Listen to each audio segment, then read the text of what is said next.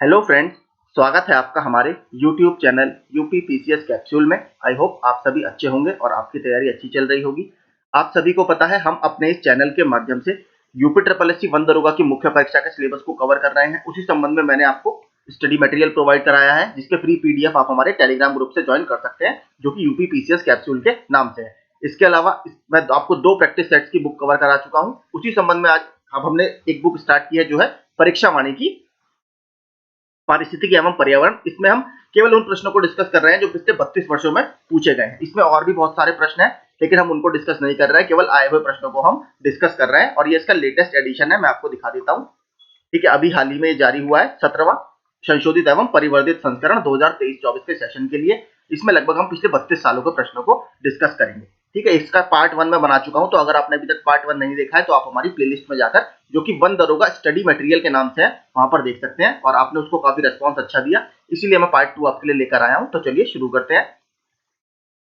और बाकी जो देखिए हमारे चैनल पर अभी नए हैं या जिन्होंने अभी तक सब्सक्राइब नहीं किया है, वो प्लीज सब्सक्राइब कर लें। यहाँ पर आपको यूपी पीसीएस और 1 दरोगा से संबंधित सभी परीक्षाओं के स्टडी मटेरियल हम प्रोवाइड आपको कराते हैं। तो चलिए शुरू करते हैं। पोषक चक्र जो कभी कभी पत्थरों के अपक्षय से प्राप्त होता है, यानी आपके रॉक्स वगैरह के डीकम्पोजिशन से प्राप्त होता है। ये अभी यूपीएससी के 2021 या 22 के पेपर में भी पूछा गया था, मुझे याद नहीं है ये, लेकिन यही सेम क्वेश्चन वहां पर पूछा गया है। देखिए, जहां पर भी आपको चट्टानों का अपक्षय दिख जाए, एक ही साइकिल होता है, वो है फास्फोरस साइकिल। ठीक है, ऑप्शन सी इसका बिल्कुल सही उत्तर होगा। अगला, वह पोषक चक्र जो सूर्य के प्रकाश से सीधे संचालित होता है, यानी ऐसा न्यूट्रिएंट साइकिल बताइए जिसका ड्राइविंग फोर्स जो है वो आपका सन है। तो केवल जो कार्बन साइकिल होता है, उसका जो ड्राइविंग फोर्स है वो सूर्य माना जाता है। सोलर एनर्जी उसमें काफी डोमिनेंट रोल प्ले करती है। तो बी का होगा आपका, दूसरे का होगा ऑप्शन ए। तीसरा देखते हैं, पारिस्थितिकी तंत्र में अवयवों के चक्रण को कहा जाता है। ये देखिए इंपॉर्टेंट प्रश्न है, हम 2 से 3 बार कर चुके हैं। इसको बोला जाता है बायो जियो केमिकल साइकिल या जैव भू रासायनिक चक्र। ऑप्शन बी इसका बिल्कुल ठीक उत्तर होगा। अगला देखते हैं, चौथा, प्रवाल भित्ति प्रक्रिया कोरल रीफ सिस्टम की उत्पादकता सबसे अधिक है। तो देखिए बेसिकली मैंने आपको बताया था, जैसे अगर हम स्थलीय इकोसिस्टम की बात करें तो जो अमेज़न के वर्षावन है, उनकी नेट प्राइमरी प्रोडक्टिविटी बहुत ज्यादा होती है, यानी प्राथमिक उत्पादकता उनकी बहुत ज्यादा होती है। देखिए कोरल रीफ सिस्टम जो होता है, इसीलिए देखिए कोरल रीफ्स को एक और नाम से जाना जाता है, रेन फॉरेस्ट ऑफ द सी। इनको समुद्र के वर्षावन के नाम से भी जाना जाता है, क्योंकि इनकी प्रोडक्टिविटी भी बहुत ज्यादा होती है। ठीक है, अगर आपसे इस तरीके से घुमा के पूछे कि rain forest of the ocean या रेन महासागर के वर्षावन किन्हें बोला जाता है उनकी उत्पादकता के कारण, तो वो प्रवाल भित्तियों या कोरल रीफ्स को बोला जाता है। तो ये यहाँ पर पहला स्टेटमेंट ठीक है। रेगिस्तान कम उत्पादन क्षमता का क्षेत्र है, आप सभी को पता है, वहां पर वेजिटेशन वगैरह या वनस्पतियां इतनी नहीं मिलती, तो वहां पर नेट प्राइमरी प्रोडक्टिविटी आपकी काफी कम रहती है। तो ये स्टेटमेंट भी ठीक है। गन्ने की उत्पादकता अधिक है, ये भी अपने आप में स्टेटमेंट ठीक माना जाएगा। और आपका यहाँ पर जो सही उत्तर होगा वो होगा ऑप्शन डी। आपका यूपी पीसीएस का प्रश्न है, तो डी यहाँ पर ऑल ऑफ द अबव, ये इसका स्टेटमेंट बिल्कुल ठीक है। पांचवा देखते हैं, 6 मौलिक जैविक तत्व है। तो बेसिकली जो 6 मौलिक जैविक तत्व आपके माने जाते हैं, ठीक है, मैंने देखिए इसकी ट्रिक बनाई हुई थी। तो basically community health officer, national security policy, मैंने इसको ऐसे ही याद किया है, community health officer national security policy, यानी CHONSP। ठीक है, तो ये इसका जो सही उत्तर होगा पांचवे का, वो होगा A, carbon hydrogen oxygen nitrogen sulphur phosphorus. तो ये चार जो आप 6 आपके जो है ये मौलिक या बेसिक तत्व माने जाते हैं। अवयव जो अल्पाश के रूप में आवश्यक होते हैं, या बेसिकली यहाँ पर बोल रहा है, आपने सुना होगा पेड़ों के लिए 2 टाइप के न्यूट्रिएंट्स हमें चाहिए होते हैं। एक होते हैं मैक्रो, ठीक है, या जिन्हें मुख्य कहते हो, एक होते हैं गौण, जिन्हें आप बोलते हो माइक्रो। ठीक है, तो ये माइक्रो न्यूट्रिएंट्स की बात यहाँ पर कर रहा है अल्पांश के रूप में। ठीक है, तो वो आपको मिलेगा। देखिए इसका जो सबसे अच्छा उत्तर यहाँ पर है वो है आपका ऑप्शन ए। ठीक है, manganese, boron, zinc, copper, molybdenum और आपका क्लोरीन। ठीक है, ये सबसे जो आपके हम कह सकते हैं माइक्रो न्यूट्रिएंट किसी भी पौधे की ग्रोथ में चाहिए होते हैं। अगला देखते हैं, अगर सातवां देखें, सातवां प्रश्न भी देखिए अच्छा है। उपभोक्ता स्तर पर संग्रहित ऊर्जा को क्या कहते हैं, इसको बता देता हूं, थोड़ा सा अच्छा प्रश्न है। तो इसको बोला जाता है बेसिकली सेकेंडरी प्रोडक्टिविटी। ठीक है, ऑप्शन सी, उपभोक्ता स्तर पर जो मिलेगी उसको बोलेंगे सेकेंडरी प्रोडक्टिविटी। और आपको मैंने बताया था नेट प्राइमरी प्रोडक्टिविटी ये कौन सी होती है, जो आपके उत्पादक स्तर पर होती है। अगर हम बात करें हरे पौधे, आप यहाँ पर इसको मान सकते हैं, तो हरे पौधों के लेवल पर जो आपकी प्रोडक्टिविटी होगी उसको नेट प्राइमरी प्रोडक्टिविटी बोला जाता है। और कंज्यूमर स्तर पर क्या होगी, द्वितीयक उत्पादकता या सेकेंडरी उत्पादकता। यहाँ पर आप देखिए पहला ऑप्शन ये हरे पौधों के लेवल के लिए ही है, नेट प्राइमरी प्रोडक्टिविटी। ये भी देखिए अच्छा प्रश्न है। निचले स्तर से ऊंचे स्तर पर ऊर्जा का प्रवाह क्रम से घटता जाता है, इसे समझाया जा सकता है। बेसिकली जो बात कर रहा है यहाँ पर कर रहा है लिंडमान की। ठीक है, लिंडमान का जो आपका 10% का लॉ है, 10% का नियम है, जो ये कहता है एक पोषी स्तर से दूसरे पोषी स्तर पर या एक ट्रॉफिक लेवल से जब दूसरे ट्रॉफिक लेवल पर आप जाएंगे तो वहां पर 90% आपकी जो ऊर्जा है उसका ह्रास हो जाता है, केवल 10% एनर्जी आपकी दूसरे लेवल पर ट्रांसफर होती है। तो इसका जो एक्सप्लेनेशन दिया जा सकता है वो किसके द्वारा दिया जा सकता है, वो दिया जाता है आपकी ऊष्मागतिकी के द्वितीय नियम द्वारा, जिसे law of degradation of energy भी बोला जाता है। देखिए होता क्या है, जो ऊष्मागतिकी का प्रथम नियम है वो ये कहता है कि ऊर्जा को ना तो उत्पन्न किया जा सकता है ना तो नष्ट किया जा सकता है, इसे केवल एक रूप से दूसरे रूप में परिवर्तित किया जा सकता है। ये कहता है कि एनर्जी कंजर्व है या ऊर्जा संरक्षण का नियम आप प्रथम नियम को बोलते हो, जो कि ऊपर दिया हुआ है। द्वितीय नियम देखिए बेसिकली ये बताता है कि ऐसा नहीं, ये मतलब ऊर्जा तो कंजर्व रहती है लेकिन जब आप इसका यूज करते हो तो इसकी क्वालिटी घटती जाती है। ठीक है, इसे law of degradation of energy इसीलिए बोला जाता है। और यही देखिए जब आप एनर्जी एक से दूसरे लेवल पर जा रही है उसका ह्रास हो रहा है, तो इसीलिए इसको ऊष्मागतिकी के द्वितीय नियम द्वारा समझाया जा सकता है। अगला, ये भी देखिए बहुत अच्छा क्वेश्चन है। पारिस्थितिकी अनुक्रमण का सर्वप्रथम अध्ययन किसने किया है? सवाल थोड़ा ध्यान से पढ़िएगा। सबसे पहले जो इसका अध्ययन किया या स्टडी की है वो की है आपकी हुल्ट ने। ठीक है, ये प्रश्न पूछा हुआ है, इसमें दिया नहीं है लेकिन कहीं ना कहीं ये पूछा हुआ प्रश्न है, इसलिए मैंने इसको पढ़ा दिया आपको। तो पारिस्थितिकी अनुक्रमण का अगर बात करें, सबसे पहले जो स्टडी की है वो आपकी हुल्ट ने की है, इसको याद रखिएगा। आगे देखते हैं अब आया हुआ प्रश्न कौन सा है। 13वां प्रश्न, कार्बन चक्र में जीवाणु या बैक्टीरिया की भूमिका क्या है? तो अगर कार्बन चक्र की हम बात करें, ठीक है, रासायनिक संश्लेषण द्वारा कार्बन डाइऑक्साइड का स्थिरीकरण, प्रकाश संश्लेषण द्वारा कार्बन डाइऑक्साइड का स्थिरीकरण, सकल मृत कार्बनिक पदार्थों का अपघटन या ह्रास। देखिए जीवाणु की बात कर रहा है, मैंने कल आपको बताए थे जो कवक होते हैं, ठीक है, इसे आप फंजी बोलते हो, फंगाई बोलते हो। ठीक है, ये जो होते हैं ये आपके, और बैक्टीरिया आपके, ये दोनों किसमें आते हैं? डीकंपोजर्स में। ठीक है, ये आपके अपघटक में ये आते हैं। और इसका जो क्या काम होता है, जो डेड या डिकेइंग मैटर होते हैं, जो ऐसे पेड़ों की पत्तियां गिर जाती हैं वो सड़ने लगती हैं, उस पर ये डिपेंड करते हैं। तो इसका जो काम क्या है? सकल मृत कार्बनिक पदार्थों का अपघटन या ह्रास। ठीक है, तो ये आपका ऑप्शन सी यहां पर बिल्कुल ठीक होगा। अगला, सबसे कम जैव विविधता देखी जाती है, सबसे कम बायोडायवर्सिटी आपको कहां पर देखने के लिए मिलेगी? कौन सी कम्युनिटी में? आपको क्लाइमेक्स कम्युनिटी में, या सीरल समुदाय में, या पायनियर समुदाय में, या इनमें से कोई नहीं? तो सबसे ज्यादा जो आपको सबसे कम जो हमें बायोडायवर्सिटी देखने के लिए मिलती है वो मिलती है आपकी पायनियर कम्युनिटी में। देखिए जब भी कोई नया सिस्टम एस्टेब्लिश हो रहा होता है तो वहां पर उत्पन्न होने वाली सबसे पहली प्रजातियां जो होती हैं, जिसमें ज्यादातर आपको मिलेंगे लाइकेन। ठीक है, जो चट्टानों के ऊपर डेवलप होते हैं। ठीक है, इसीलिए इनको पायनियर कम्युनिटी बोला जाता है, लाइकेंस को। आप कभी पढ़ेंगे अगर थोड़ा डिटेल में, शंकर आईएएस वगैरह की बुक पढ़ेंगे उसमें आपको दिख जाएगा। तो इनमें देखिए, जब आप खुद सोचिए जो सबसे पहले अभी डेवलप हो रही है कम्युनिटी, उसमें सबसे कम आपको बायोडायवर्सिटी देखने के लिए मिलेंगी। ठीक है, तो ये चट्टानों वगैरह के ऊपर डेवलप होना ही शुरू होता है, इनको सबसे पहले हम पायनियर स्पीशीज या नवीन समुदाय बोलते हैं। तो इसमें सबसे कम आपको जैव विविधता देखने के लिए मिलेगी। अगला, एक क्षेत्र के वनस्पतियों का समूल विनाश वन की आग द्वारा होता है, तब वहां पर अनुक्रमण या सक्सेशन प्रारंभ करने के लिए सबसे पहले कौन सा समुदाय प्रकट होता है? तो ठीक है, अगर मान लीजिए कोई भी आपका एक कोई लैंड है जिसमें पहले वन भी लगे हुए थे, घास भी थी, वो जंगल में आग लगी, उसके कारण वो पूरा खत्म हो गया। तो जब वहां पर दोबारा से वो अपने आप को रिस्टोर कर वहां पेड़ या घास उगनी शुरू होगी, तो सबसे पहले वहां पर कौन सी कम्युनिटी आपको दिखाई देगी? तो सबसे पहले देखिए वहां पर आपको घास दिखाई देगी। आपने इमेजेस भी देखी होंगी, किताबों में रहती हैं। यहाँ सबसे पहले घास होगी, फिर आपके छोटे छोटे पौधे होंगे, झाड़ियां होंगी, फिर और बड़े पौधे होंगे, फिर और बड़े पौधे होंगे। इसको बोला जाता है स्ट्रेटिफिकेशन। ठीक है, तो ये सक्सेशन है। सबसे पहले आपको घास दिखाई देगी। ठीक है, ऑप्शन सी यहाँ पर बिल्कुल ठीक होगा।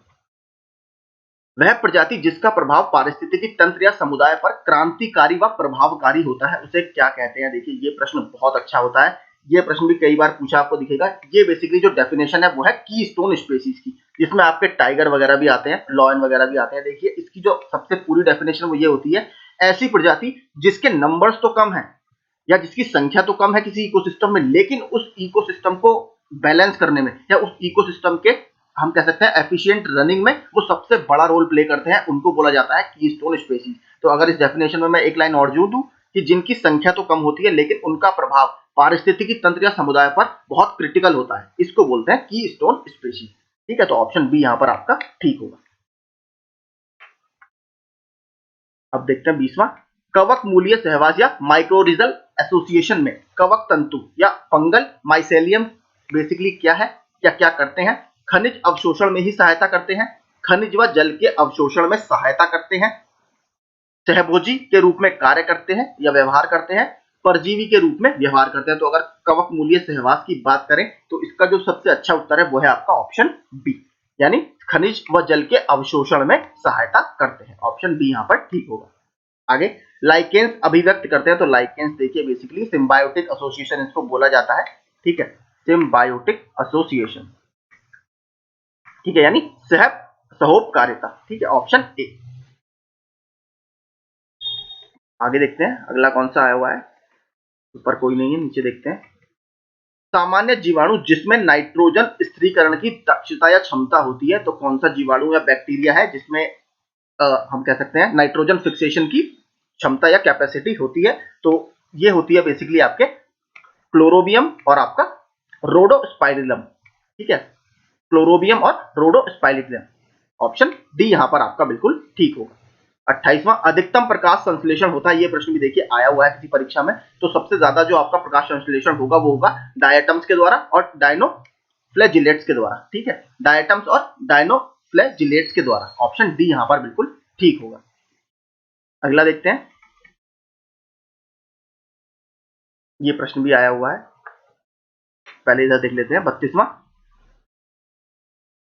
क्लोस्ट्रीडियम नाइट्रोजन का स्थिरीकरण करता है कैसे? वायवीय या एरोबिकली, ये होगा ये अवायवीय या अनएरोबिकली। एरोबिकली बेसिकली आपका जहां पर वायु उपस्थित हो, अवायवीय यानी जहां पर ऑक्सीजन की उपस्थिति की जरूरत ना हो। इसके अलावा सहजीवीय या सिम्बायोटिकली या इनमें से कोई नहीं। तो अगर इसका देखें तो ये बेसिकली अनएरोबिक, ठीक है, मैं आपको बताऊं ये अनएरोबिक बेसिकली इस तरीके से नाइट्रोजन का ये फिक्सेशन करता है। तो ऑप्शन बी यहां पर आपका बिल्कुल ठीक होगा, अवायवीय, ऑप्शन बी। नीचे देखते हैं, कोई एक ही आया हुआ है 39वां जैविक साम्यता स्थापित होती है। तो जैविक साम्यता ये आपका राजस्थान का प्रश्न है। जैविक साम्यता की अगर बात करें, उत्पादक व अपघटक के द्वारा, उपभोक्ता व अपघटक के द्वारा, उत्पादक उपभोक्ता के द्वारा, उत्पादक उपभोक्ता और अपघटक के द्वारा। इसमें देखिए तीनों ही आपको तीनों कंपोनेंट की रिक्वायरमेंट होगी। प्रोड्यूसर भी आपको चाहिए जो कि हरे पौधे होते हैं, उपभोक्ता यानी कंज्यूमर्स की बात कर रहा है जो आपके प्राइमरी कंज्यूमर, सेकेंडरी कंज्यूमर इस तरीके से चलते हैं, और इसके अलावा अपघटक आपका यानी जो डीकंपोजर्स होते हैं जिसमें आपके कवक आते हैं और जीवाणु या बैक्टीरिया आते हैं, उन सभी की जरूरत आपको इसमें पड़ेगी। तो ऑप्शन डी यहाँ पर बिल्कुल ठीक होगा 39 का।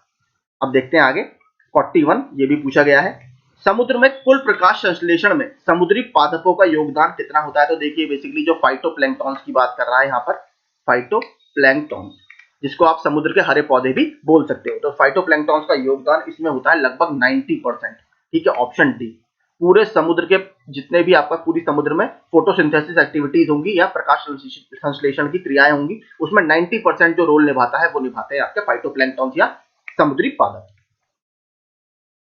अगला देखते हैं, पारिस्थितिकी तंत्र के तत्वों के चक्रण को क्या कहते हैं? हमने पहला ही प्रश्न ये देखा था, पहला या दूसरा, तो इसको बायोजियोकेमिकल साइकिल बोला जाता है या जैव भू रासायनिक चक्र, ऑप्शन डी। निम्नलिखित पारिस्थितिक तंत्रों के प्रकारों में से कहां शुद्ध वनस्पति उत्पादन की वार्षिक औसत दर सबसे अधिक है? जो मैंने आपको बताया था एनपीपी यानी net primary productivity annual rate पर आपसे पूछ रहा है कि पूरे साल की सबसे ज्यादा आपको इनमें से कौन से एक तरह से बायोम में देखने के लिए मिलेगी। तो अगर हम 47 की बात करें तो जो शीतोष्ण के घास स्थल होते हैं, ठीक है, यहाँ पर जो प्रोडक्टिविटी होगी वो आपको सबसे ज्यादा देखने के लिए मिलेगी। शीतोष्ण मतलब आपके टेम्परेट ग्रासलैंड, ठीक है, टेम्परेट ग्रासलैंड। ये अगर आप पूरा वर्ल्ड का मैप देखेंगे तो इस तरीके से इक्वेटर आपकी होती है 0 डिग्री लाइन, 23.5 तक यहाँ पर आपको ट्रॉपिकल ग्रासलैंड देखने के लिए मिलेंगे या उष्ण कटिबंधीय ग्रासलैंड जिसमें आएगा आपका सवाना, ठीक है, सवाना के घास के मैदान यहाँ पर आपको देखने के लिए मिलेंगे। इसके बाद आपका ऊपर आता है 23.5 डिग्री से 66.5 डिग्री तक, यहाँ पर जो आपको घास के मैदान मिलते हैं इसको बोला जाता है आपका टेम्परेट या शीतोष्ण घास के मैदान, जिसमें जैसे आपको मैं बताऊं अर्जेंटीना का पंपास आता है, ठीक है, साउथ अफ्रीका का आपको यहाँ पर वेल्ड देखने के लिए मिलेगा, ठीक है, ये सब इस तरीके के क्लासिफिकेशन इसमें होते हैं। अगर सेंट्रल एशिया की बात करूं यहाँ पर आपको स्टेपीज देखने के लिए मिलेंगे, ठीक है, स्टेपीज वगैरह देखने के लिए मिलते हैं। तो ये आपके शीतोष्ण घास के मैदानों के एग्जाम्पल है। अगर उष्ण कटिबंधीय की बात करें तो आपको मैंने बता दिया सवाना हो गया, ठीक है, इस तरीके के एग्जाम्पल यहाँ पर होते हैं। तो यहाँ पर सबसे ज्यादा प्रोडक्टिविटी मिलेगी आपको वो मिलेगी शीतोष्ण घास के मैदानों में।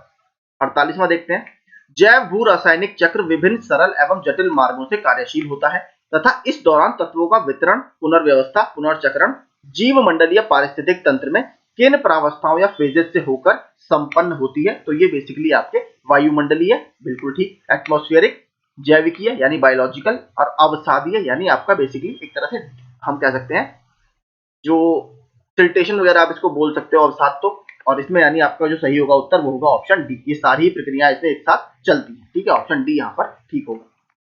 अगला, चरम समुदाय या क्लाइमेक्स कम्युनिटी वाले प्रौढ़ पारिस्थितिक तंत्र की जातियों में विविधता अधिक होने के कारण प्राकृतिक पारिस्थितिक तंत्र में स्थिरता होती है। बेसिकली वहां पर जब आप, मैंने आपको बताया था पहले कौन सी आई, पायनियर, ठीक है, पायनियर स्पेशीज किसी भी इकोसिस्टम में सबसे पहले उत्पन्न होने वाली कम्युनिटीज होती हैं। इसमें जैव विविधता बहुत कम होती है, लेकिन जब जैसे जैसे आप ऊपर की तरफ आपका समय गुजरता जाता है तब आप क्लाइमेक्स कम्युनिटी की तरफ पहुंच जाते हो और क्लाइमेक्स कम्युनिटी में एक स्टेबल इकोसिस्टम आपको मिलता है जिसमें बायोडाइवर्सिटी बहुत होती है। तो इसका मुख्य कारण बेसिकली क्या है? अगर इसका मुख्य कारण की हम बात करें, होम्योस्टैटिक क्रियाविधि में वृद्धि, होम्योस्टैटिक क्रियाविधि में कमी, होम्योस्टैटिक क्रियाविधि की आपका उदासीनता। तो इसमें जो बिल्कुल आपका सही उत्तर होगा वो होगा बेसिकली होम्योस्टैटिक क्रियाविधि में वृद्धि या इसका इंक्रीज। ये जो एक्टिविटीज होती हैं ये क्लाइमेक्स कम्युनिटीज में नीचे वाली कम्युनिटीज की अपेक्षा ज्यादा देखने के लिए मिलती हैं, जिसकी वजह से पारितंत्र जो पारिस्थितिक तंत्र है, इकोसिस्टम है, जब आप क्लाइमेक्स कम्युनिटी में पहुंचते हो वहां पर आपको बायोडाइवर्सिटी और लेयर की अपेक्षा या और प्रीवियस स्टेजेस की अपेक्षा ज्यादा देखने के लिए मिलेगी। अगला, अपघटक किस पोषण स्तर के जीव है या डीकंपोजर्स आपके किस पोषण स्तर के जीव है? तो डीकंपोजर्स आपके सबसे लास्ट एक तरह से हम कह सकते हैं चौथे पोषण स्तर के जीव, ऑप्शन डी। पारिस्थितिक तंत्र में किसका चक्रण नहीं होता या इकोसिस्टम में किसका आप बेसिकली साइकिलिंग किसकी नहीं होती? तो इकोसिस्टम में बेसिकली देखिए ऊर्जा की साइकिलिंग नहीं होती। मैंने आपको बताया था ऊर्जा का जो प्रवाह होता है वो केवल यूनिडायरेक्शनल होता है, वो साइकिल को फॉलो नहीं करती। साइकिल का मतलब क्या होता है, आपने ऊर्जा ने चलना स्टार्ट किया और विभिन्न प्रक्रियाओं से होते हुए जब वो अपने इनिशियल पॉइंट पर वापस आई तो उतनी ही एनर्जी वहां पर रिस्टोर हो गई, ऐसा नहीं होता। सेकंड लॉ ऑफ थर्मोडायनामिक्स कहता है कि ऊर्जा का ह्रास होता है, लॉ जो एनर्जी है वो डिग्रेड होती है, ठीक है। तो इसीलिए कभी भी एनर्जी जितनी आप भेजोगे उतनी वापस नहीं आती, इसीलिए जो ऊर्जा का बेसिकली है वो साइकिलिंग यहाँ पर नहीं होती। तो ऑप्शन डी यहाँ पर बिल्कुल ठीक होगा। और 10% का नियम आपको पता ही है, लिंडमान के द्वारा दिया गया। सौर ऊर्जा की सबसे महत्वपूर्ण भूमिका है किसमें? तो सौर ऊर्जा की सबसे महत्वपूर्ण भूमिका हमने ऊपर भी पहला ही या दूसरा प्रश्न देखा था, कार्बन साइकिल में सबसे इंपॉर्टेंट है। और अगर चट्टानों की बात करें तो फास्फोरस साइकिल लगाइएगा, ये भी काफी इंपॉर्टेंट है। पारिस्थितिकी तंत्र में एक टिकाऊ जैव समूह क्या कहलाता है? तो एक टिकाऊ जैव समूह को बोला जाता है आपका चरमावस्था या क्लाइमेक्स कम्युनिटी, जो हमने ऊपर देखा था, क्योंकि वहां पर होम्योस्टैटिक एक्टिविटीज में आपकी वृद्धि हो जाती है जो उसकी पिछली कम्युनिटीज की अपेक्षा ज्यादा होती है। जैसे पायनियर स्पेशीज में बिल्कुल कम बायोडाइवर्सिटी आपको मिलेगी, लेकिन जैसे जैसे आप क्लाइमेक्स की तरफ बढ़ोगे बायोडाइवर्सिटी भी आपकी बढ़ती जाएगी और इकोसिस्टम आपका स्टेबल होता चला जाएगा। पारितंत्र उत्पादकता के संदर्भ में समुद्री उत्प्रवाह, जिसको आप बेसिकली अपवेलिंग बोलते हो, ठीक है, क्षेत्र इसलिए महत्वपूर्ण है क्योंकि ये निम्नलिखित माध्यम या माध्यमों से समुद्री उत्पादकता या जो ओशन की प्रोडक्टिविटी है उसको बढ़ाते हैं। क्यों? अपघटक सूक्ष्म जीवियों को सतह पर लाकर, पोषकों को सतह पर लाकर, अधस्थली जीवों को सतह पर लाकर। तो इसका जो देखिए सही उत्तर होगा वो बेसिकली इसमें न्यूट्रिएंट की साइकिलिंग होती है, इसको याद रखिएगा, ठीक है, न्यूट्रिएंट्स की। तो ऑप्शन दो, केवल दो इसमें सही है, ठीक है, इसको जरूर आप याद रखिएगा, न्यूट्रिएंट की साइकिलिंग इसमें होती है और इसीलिए थोड़ा सा वहां पर प्रोडक्टिविटी को बढ़ाता है। तो बी केवल इसमें सही होगा 57 का। 50 आगे देखते हैं 58, प्रकाश संश्लेषण, श्वसन, जैव पदार्थों का अपक्षय या ज्वालामुखी क्रियाएं, उपयुक्त में से कौन सी क्रियाएं पृथ्वी के कार्बन चक्र में कार्बन डाइऑक्साइड जोड़ती हैं? ठीक है, तो बात करें श्वसन, प्रकाश संश्लेषण तो देखिए कहीं से कहीं तक नहीं होगा। प्रकाश संश्लेषण में तो आपका ऑक्सीजन का एडिशन होता है क्योंकि कार्बन डाइऑक्साइड को अवशोषित करते हैं और ऑक्सीजन को छोड़ते हैं। तो एक वाले सब हटा दीजिए, ये दोनों आपके चले गए। अब बात करते हैं श्वसन, जैव पदार्थों का अपक्षय और आपका ज्वालामुखी क्रियाएं। तो 58 की अगर बात करें तो ये तीनों ही एक्टिविटीज आपके कार्बन साइकिल में CO2 या कार्बन डाइऑक्साइड को जोड़ती है। ऑप्शन सी यहाँ पर सही होगा। अब बात करते हैं स्टेजेस की, अनुक्रमण की या बायोलॉजिकल सक्सेशंस की, प्रावस्थाओं का जो सही क्रम है वो इसमें से क्या है? देखिए इसको ठीक से पढ़िएगा, ये भी एक या दो बार मैंने देखा है, लगातार परीक्षाओं में पूछा गया है। तो अगर मैं 59 की बात करूं, सही क्रम इसमें क्या है? सबसे पहले आता है न्यूडेशन या नगरीकरण, फिर आता है प्रवास या माइग्रेशन, फिर आता है आपका आस्थापन, फिर आता है आपका प्रतिक्रिया या रिएक्शन, फिर आता है आपका स्टेबलाइजेशन या स्थिरीकरण। तो इसमें ए ऑप्शन आपका सही होगा। न्यूडेशन या नग्नीकरण, प्रवास या माइग्रेशन, फिर आपका आस्थापन, फिर आपका प्रतिक्रिया या रिएक्शन, फिर आपका आता है स्थिरीकरण या स्टेबलाइजेशन। अगला, वर्षा की मात्रा निर्भर करती है। देखिए वर्षा की मात्रा निर्भर करेगी आपकी एयर कितनी सैचुरेटेड है या आपके एयर में मॉइस्चर कितना है। ठीक है, जितना ज्यादा एयर सैचुरेटेड होगी बारिश उतनी कम होगी, क्योंकि हवा में आपके पहले से ही नमी मौजूद है। आपका जो पानी है वो ड्यू पॉइंट टेम्परेचर तक नहीं पहुंचेगा और आपकी जो एयर है उसकी कंडेंसेशन नहीं हो पाएगी। तो इसीलिए जो वायुमंडलीय नमी है या एटमॉस्फेरिक मॉइस्चर है उस पर ये बहुत डिपेंड करती है कि आपकी एयर कितनी सैचुरेटेड है या कितनी संतृप्त है। ऑप्शन बी यहां पर ठीक होगा। निम्नलिखित कथनों में से कौन सा सत्य नहीं है? भूमध्य रेखा से ध्रुवों की ओर जाति विविधता में वृद्धि होती है। देखिए पहला ही गलत है, आप सभी को पता है भूमध्य रेखा वहां पर नेट प्राइमरी प्रोडक्टिविटी सबसे ज्यादा होती है, इसलिए वहां पर जो एक तरह से फूड चेन का बेस है वो काफी वाइड होता है, जिसलिए वहां पर बायोडायवर्सिटी बहुत देखने के लिए मिलेगी। तो ध्रुवों की ओर तो देखिए वहां पर तो 6 महीने सनलाइट आती ही नहीं है, तो जब आप ध्रुवों की ओर जाओगे इक्वेटर से, ठीक है, तो यहाँ पर आपको प्रोडक्टिविटी या सॉरी माफ कीजिए जैव विविधता कम देखने के लिए मिलेगी, सबसे ज्यादा आपको इक्वेटर के आसपास देखने के लिए मिलती है। तो पहला ही स्टेटमेंट इसमें गलत है। 62वां देखते हैं, सुपोषण के संदर्भ में कौन सा कथन सही है? यह जल निकाय के पोषक तत्वों के संवर्धन की घटना, मैग्निफिकेशन की घटना है। ठीक है, यह जल में घुलित ऑक्सीजन को बेसिकली कम कर देता है। तो ये भी देखिए दोनों स्टेटमेंट यहां पर बिल्कुल ठीक है। आगे देखते हैं अगला, पोषकीय या सस्टेनेबल टूरिज्म या पर्यटन का उद्देश्य क्या है? पर्यटकों की संख्या में वृद्धि नहीं, बड़े पैमाने पर पर्यटन और लघु पैमाने पर यात्राओं का प्रबंधन करना, सांस्कृतिक अखंडता और पारिस्थितिक प्रक्रियाओं को बनाए रखने हेतु पर्यटन और पर्यावरण में प्रबंध करना, यानी इन दोनों के एक बीच का रास्ता निकालना, ताकि आपका जो टूरिज्म एक्टिविटीज है वो भी नकारात्मक रूप से प्रभावित ना हो। क्योंकि देखिए टूरिज्म एक्टिविटीज जो होती हैं किसी भी देश के लिए वो एक हम कह सकते हैं आय का साधन होती है। जो विदेश वगैरह से लोग आते हैं या जो आपके इंडिजिनस या देसी लोग भी जो ट्रैवल करते हैं इन जगहों पर, उनसे सरकार को आय की प्राप्ति होती है। तो इन दोनों के बीच में बैलेंस बिठाना ही आपका सस्टेनेबल टूरिज्म कहलाता है। निम्नलिखित में कौन सा एक प्राकृतिक रूप में वायुमंडल में पाए जाने वाली ग्रीन हाउस गैस नहीं है? तो देखिए नाइट्रोजन डाइऑक्साइड बेसिकली जो होती है, नाइट्रोजन नाइट्रस ऑक्साइड जो होती है आपकी N2O, ये आपकी ग्रीन हाउस गैस है। ये क्योटो प्रोटोकॉल में भी कवर की गई है। ठीक है, बता देता हूं, टोटल 6 उसमें गैसें थी। ठीक है, क्योटो प्रोटोकॉल में। तो नाइट्रोजन ऑक्साइड या बेसिकली अगर NOx की बात करें, ऑक्साइड्स ऑफ नाइट्रोजन और ऑक्साइड्स ऑफ सल्फर, ये बेसिकली पॉल्यूटेंट्स होते हैं, प्रदूषक होते हैं, लेकिन ये ग्रीन हाउस गैस की कैटेगरी में नहीं आते। कार्बन डाइऑक्साइड आती है, मेथेन आती है, ओजोन आपकी मिलती है। तो ये जो है आपकी नाइट्रोजन ऑक्साइड, ये इसमें नेचुरली आपको नहीं मिलती। समुदायों का पूर्ण क्रम जो एक निश्चित स्थान पर बदलता है, तो इसको बोलते हैं बेसिकली सेरल स्टेज। ठीक है, सेरल स्टेज, ऑप्शन डी यहाँ पर आपका बिल्कुल ठीक होगा, सेयर। ठीक है, इस तरीके से इसको लिखा जाता है, SERE। ठीक है, तो समुदायों का पूर्ण क्रम जो एक निश्चित स्थान पर बदलता है शेयर कहलाता है। ये प्रश्न भी देखिए 2 से 3 बार आया है, यहाँ पर एक ही बार दिखा रहा है, लेकिन ये प्रश्न भी 2 से 3 बार पूछा गया है। अच्छा प्रश्न है। नाइट्रोजन एक आवश्यक अवयव नहीं है, तो नाइट्रोजन बेसिकली देखिए क्लोरोफिल में होता है, DNA में भी होता है। ठीक है, आप देखिए डीऑक्सीराइबो न्यूक्लिक एसिड इसको बोलते ही है, और RNA को भी इसमें भी होता है। कार्बोहाइड्रेट का देखिए ये एक तरह से कंपलसरी या नेसेसरी कंस्टिट्यूएंट नहीं है, तो कार्बोहाइड्रेट में आपको नाइट्रोजन एक आवश्यक अवयव के रूप में नहीं होता। ठीक है, तो ये वाला हमारा चैप्टर खत्म हो गया। अब नेक्स्ट चैप्टर शुरू करते हैं। जीव मंडल में क्रियाशील सभी चक्रों में सबसे मंद गति से कौन सा आपका साइकिल चलता है? तो सबसे स्लो जो साइकिल है वो है आपका अवसाद चक्र। ठीक है, ऑप्शन ए। अवसाद चक्र की जो गति होती है वो इन सभी साइकिल में सबसे धीमी होती है। कार्बन चक्र की हम बात कर चुके हैं, इसमें सबसे इंपॉर्टेंट क्या होती है आपकी सोलर एनर्जी ड्राइविंग फोर्स के रूप में। अगर चट्टानों की बात करें तो आपका कौन सा मिलेगा? आपका फास्फोरस चक्र, ये भी आप याद रखिएगा। लेकिन यहाँ पर सबसे स्लो गति से कौन सा होता है? आपका अवसाद चक्र। ओजोन गैस का सर्वाधिक संकेंद्रण किस मंडल में मिलता है? ये आपको देखिए किसमें मिलेगा, आपको पता है सबसे पहले ट्रोपोस्फेयर होता है, फिर आपका स्ट्रेटोस्फेयर होता है, यानी क्षोभ मंडल के बाद आपका समताप मंडल आता है, यानी स्ट्रेटोस्फेयर। तो स्ट्रेटोस्फेयर में हमें सबसे ज्यादा इसका संकेंद्रण या कंसंट्रेशन देखने के लिए मिलेगा। और एक बात याद रखिएगा, इसकी जो मोटाई नापी जाती है उसे लिखते हैं DU, यानी डॉबसन यूनिट। ठीक है, डॉबसन यूनिट में ओजोन लेयर की मोटाई आपकी नापी जाती है। ओजोन लेयर से संबंधित प्रोटोकॉल कौन सा है? Montreal protocol. ठीक है, जो कि मॉन्ट्रियल एक जगह है कनाडा में, वहां पर साइन हुआ था। ये 1987 में आया है, इसको याद रखिएगा। ठीक है, ये किससे संबंधित था?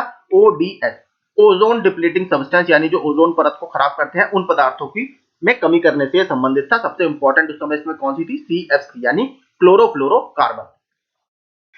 तो आपका ओजोन का में सबसे ज्यादा संकेंद्रण यहाँ पर समताप मंडल में या स्ट्रेटोस्फेयर में देखने के लिए मिलेगा। और एक चीज और याद रखिएगा, ओजोन जो गैस है बेसिकली, ठीक है, ये ट्राई एटॉमिक गैस है, ये भी पूछा गया है। O3 इसका साइन होता है, तो ट्राई एटॉमिक बोलते हैं इसको। 3 ऑक्सीजन के इसमें अणु होते हैं।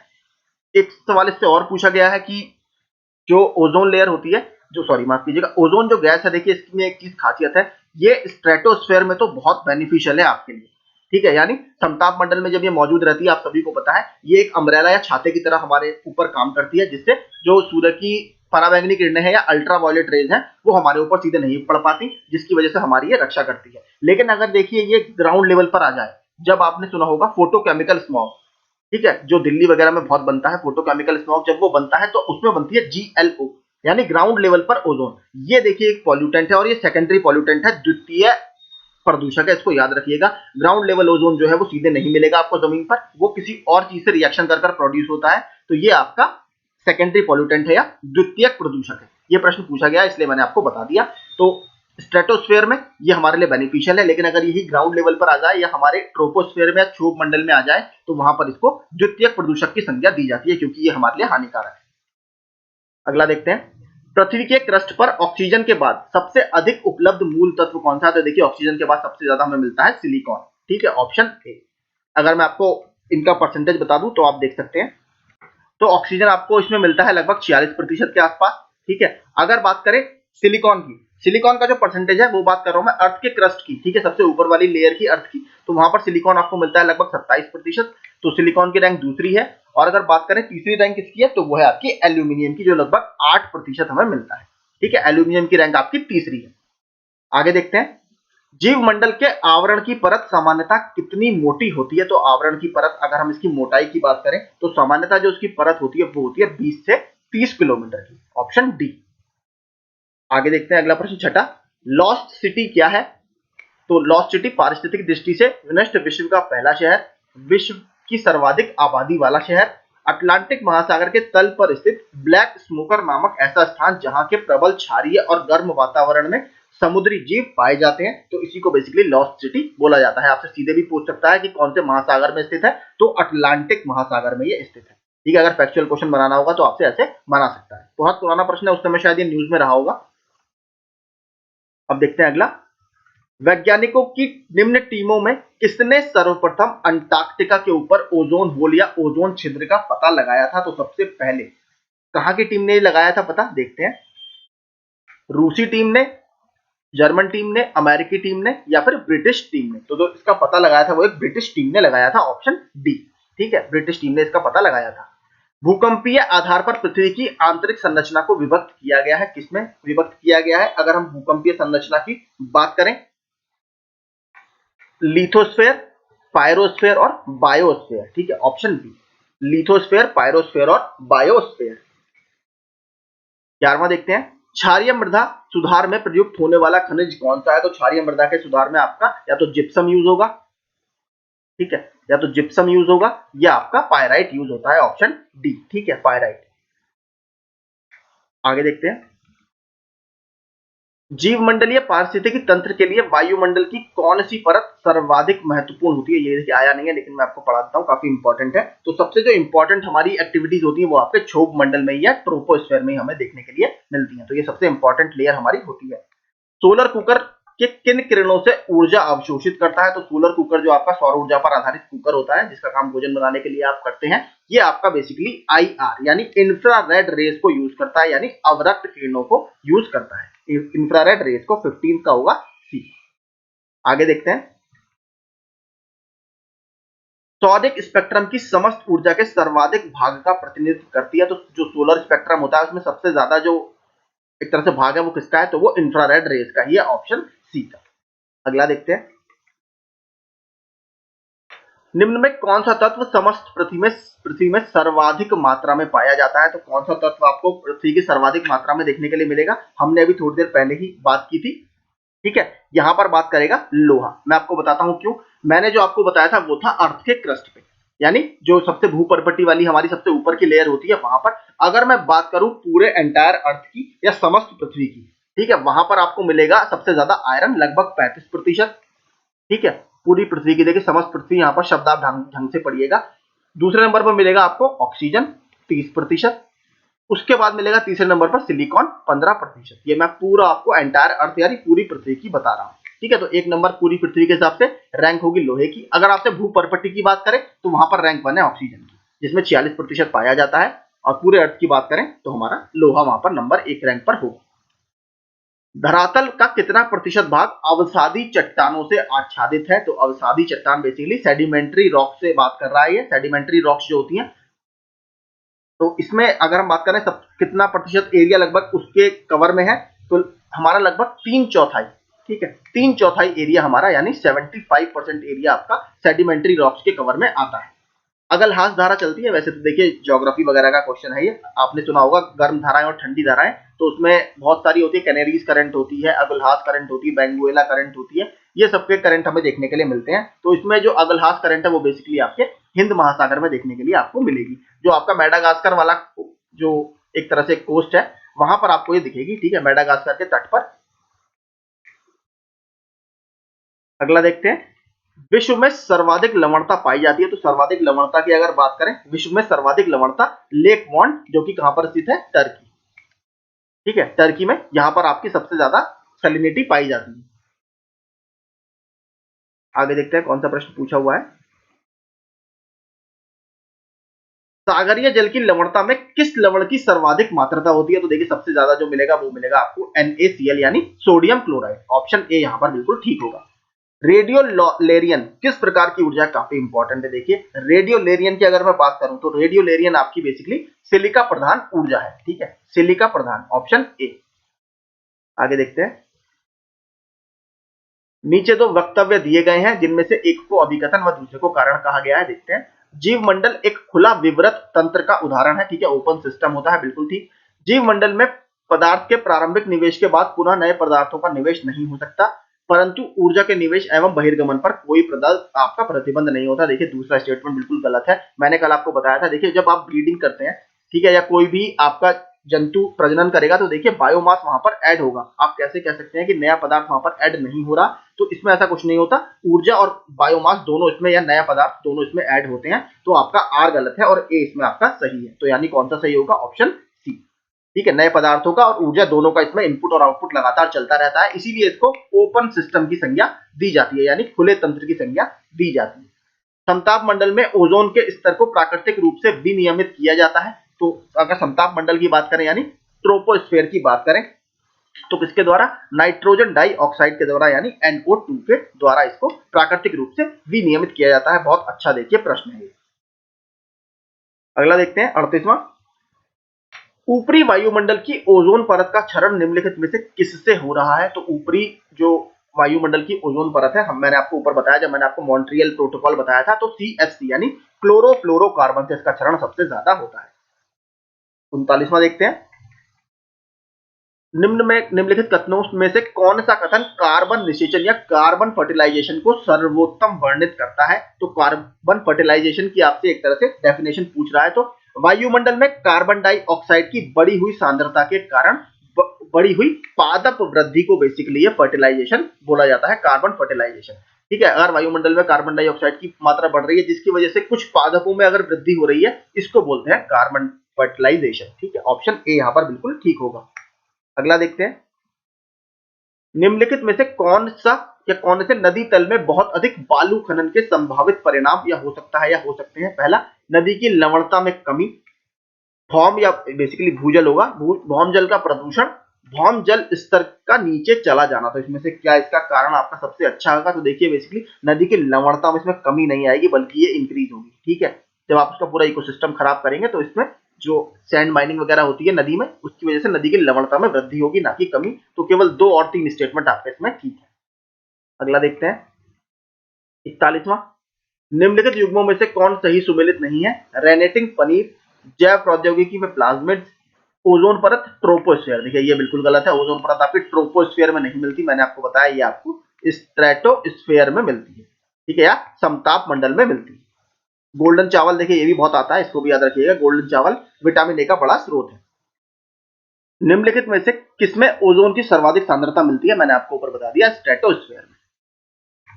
अगला, निम्नलिखित में कौन सा तंत्र सही सुमेलित नहीं है? Carbon dioxide thermal power station, ठीक है। क्लोरोफ्लोरोकार्बन ऑटोमोबाइल, देखिए ऑटोमोबाइल से नहीं निकलती, बेसिकली ज्यादातर ये कूलिंग इक्विपमेंट्स में यूज हुआ करती थी, ठीक है, कूलिंग इक्विपमेंट्स में, और इससे ओजोन परत को काफी ज्यादा हानि हो रही थी। इसी को बेसिकली कम करने के लिए, या अगर हम बात करें बड़े ग्रुप में, तो ओजोन डिप्लीटिंग सब्सटेंस, जितने भी ओजोन का क्षरण करने वाले पदार्थ थे उनको दूर करने के लिए 1987 में मॉन्ट्रियल प्रोटोकॉल आपका लाया गया। आगे देखते हैं, मेघ आच्छादित रात में ओस की बूंदें क्यों नहीं बनती, तो जिसमें आपको ऊपर बेसिकली बादल होंगे उस रात बेसिकली आपकी जो ड्यू है या ओस क्यों नहीं बनती, इसका जो देखिए मुख्य कारण है वो क्या है, पृथ्वी के विकिरण को बादल वापस परावर्तित कर देते हैं या रिफ्लेक्ट कर देते हैं, ठीक है, इस कारण से आपके बारिश जो ओस की बूंदें हैं वो नहीं बन पाती। आगे देखते हैं, 45वां भी आया हुआ, इसको भी देख लेते हैं। निम्नलिखित में से किसके संदर्भ में कुछ वैज्ञानिक पक्षाभ मेघ विरलन तकनीकी तथा समताप मंडल में सल्फेट वायु विलय अंतःक्षेपण के उपयोग का सुझाव देते हैं। क्लाउड सीडिंग की बात बेसिकली यहाँ पर कर रहा है, तो क्यों देते हैं बेसिकली क्लाउड सीडिंग का ये एक तरह से एग्जांपल, ये बेसिकली ग्लोबल वार्मिंग को कम करने में एक इंपॉर्टेंट युक्ति देखिए बेसिकली है। तो अगर ऑप्शन में ऑप्शन डी है, भूमंडलीय तापमान को कम करने के लिए, तो इसी के लिए इसका यूज किया जाता है। सुपोषण के संदर्भ में निम्नलिखित में से कौन सा कथन सही है, यह जल निकाय के पोषक तत्व या न्यूट्रिएंट को मैग्नीफाई उसके संवर्धन की घटना है, यह जल में घुलित ऑक्सीजन को कम करता है। तो देखिए दोनों स्टेटमेंट यहाँ पर बिल्कुल ठीक है, हमने पहले भी ये किया था। वायुमंडल में प्रकाश के प्रसार का कारण है या स्कैटरिंग ऑफ लाइट किसके कारण होती है, ये आपकी होती है डस्ट पार्टिकल्स के कारण, यानी आपके धूल के कणों के कारण। ऑप्शन बी, लास्ट ईयर का ही क्वेश्चन है 2021 वाला, उससे पहले का। अब अगला चैप्टर देखते हैं हमारा, शायद हाँ अगला चैप्टर है, इसको देखते हैं। देखिए वही है, पूरा बायोम से संबंधित चैप्टर है। लघुत्तम वर्धन काल वाला है, जिसकी ग्रोथ रेट सबसे छोटी है, वो कौन सा जीवोम माना जाता है, तो लघुत्तम आपका वर्धन काल वाला जीवोम आपका है टुंड्रा, ऑप्शन डी। निम्नलिखित कथनों पर विचार कीजिए। टैगा जीवोम कनाडा, यूरोप तथा एशिया के भागों तक फैला हुआ है। टैगा विश्व का सबसे बड़ा आर्थिक जीवोम है।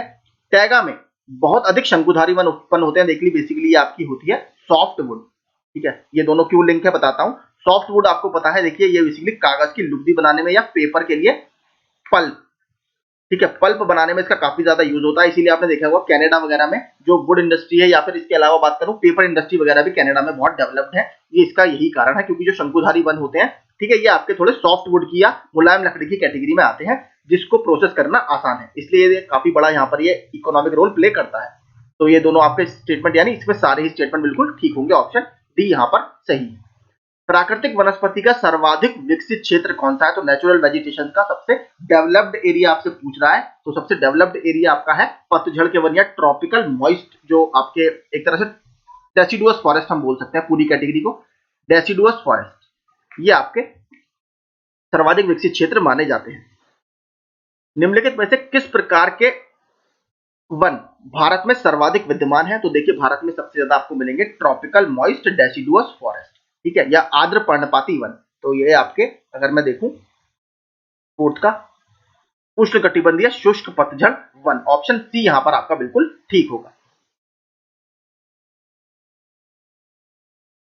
आगे देखते हैं, राष्ट्रीय वन नीति के मुख्य उद्देश्य क्या थे, नीचे दिए गए कूट से अपना सही उत्तर चुने। तो पारिस्थितिकी संतुलन को सुनिश्चित करना, सामाजिक वानिकी को प्रोत्साहन देना, देश की कुल भूमि का 1/3 वनाच्छादित करना, वन प्रबंधन में जन सामुदायिक सहभागिता को प्रोत्साहित करना। तो इसमें जो अगर हम बात करें नेशनल फॉरेस्ट पॉलिसी के क्या क्या ऑब्जेक्टिव्स रहे हैं, तो देखिए जो सबसे इंपॉर्टेंट थे, एक तो था आपका सोशल फॉरेस्ट्री वाला, ठीक है, इसके अलावा देश की कुल भूमि के 1/3 को वनाच्छादित करना, ये दो इसके सबसे इंपॉर्टेंट ऑब्जेक्टिव थे, तो ऑप्शन डी यहाँ पर आपका ठीक होगा। आगे देखते हैं, दक्षिणी अमेरिका का चौड़ा वृक्ष रहित घास का मैदान क्या कहलाता है, तो साउथ अमेरिका की बात कर रहा है। साउथ अमेरिका का जो घास का मैदान है इसको बोलते हैं पेम्पास, ठीक है, पेम्पास, ऑप्शन बी। इसी तरह देखिए घास के मैदान और मिलते हैं, एक मिलता है आपको प्रायरीज, ये आपको नॉर्थ अमेरिका में मिलेगा। इसके अलावा स्टेपीज जो मैंने आपको ऊपर बताया था, स्टेपीज आपको सेंट्रल एशिया में मिलेगा। अगर बात करें साउथ अफ्रीका की, तो वहां पर आपको मिलेंगे वेल्ड।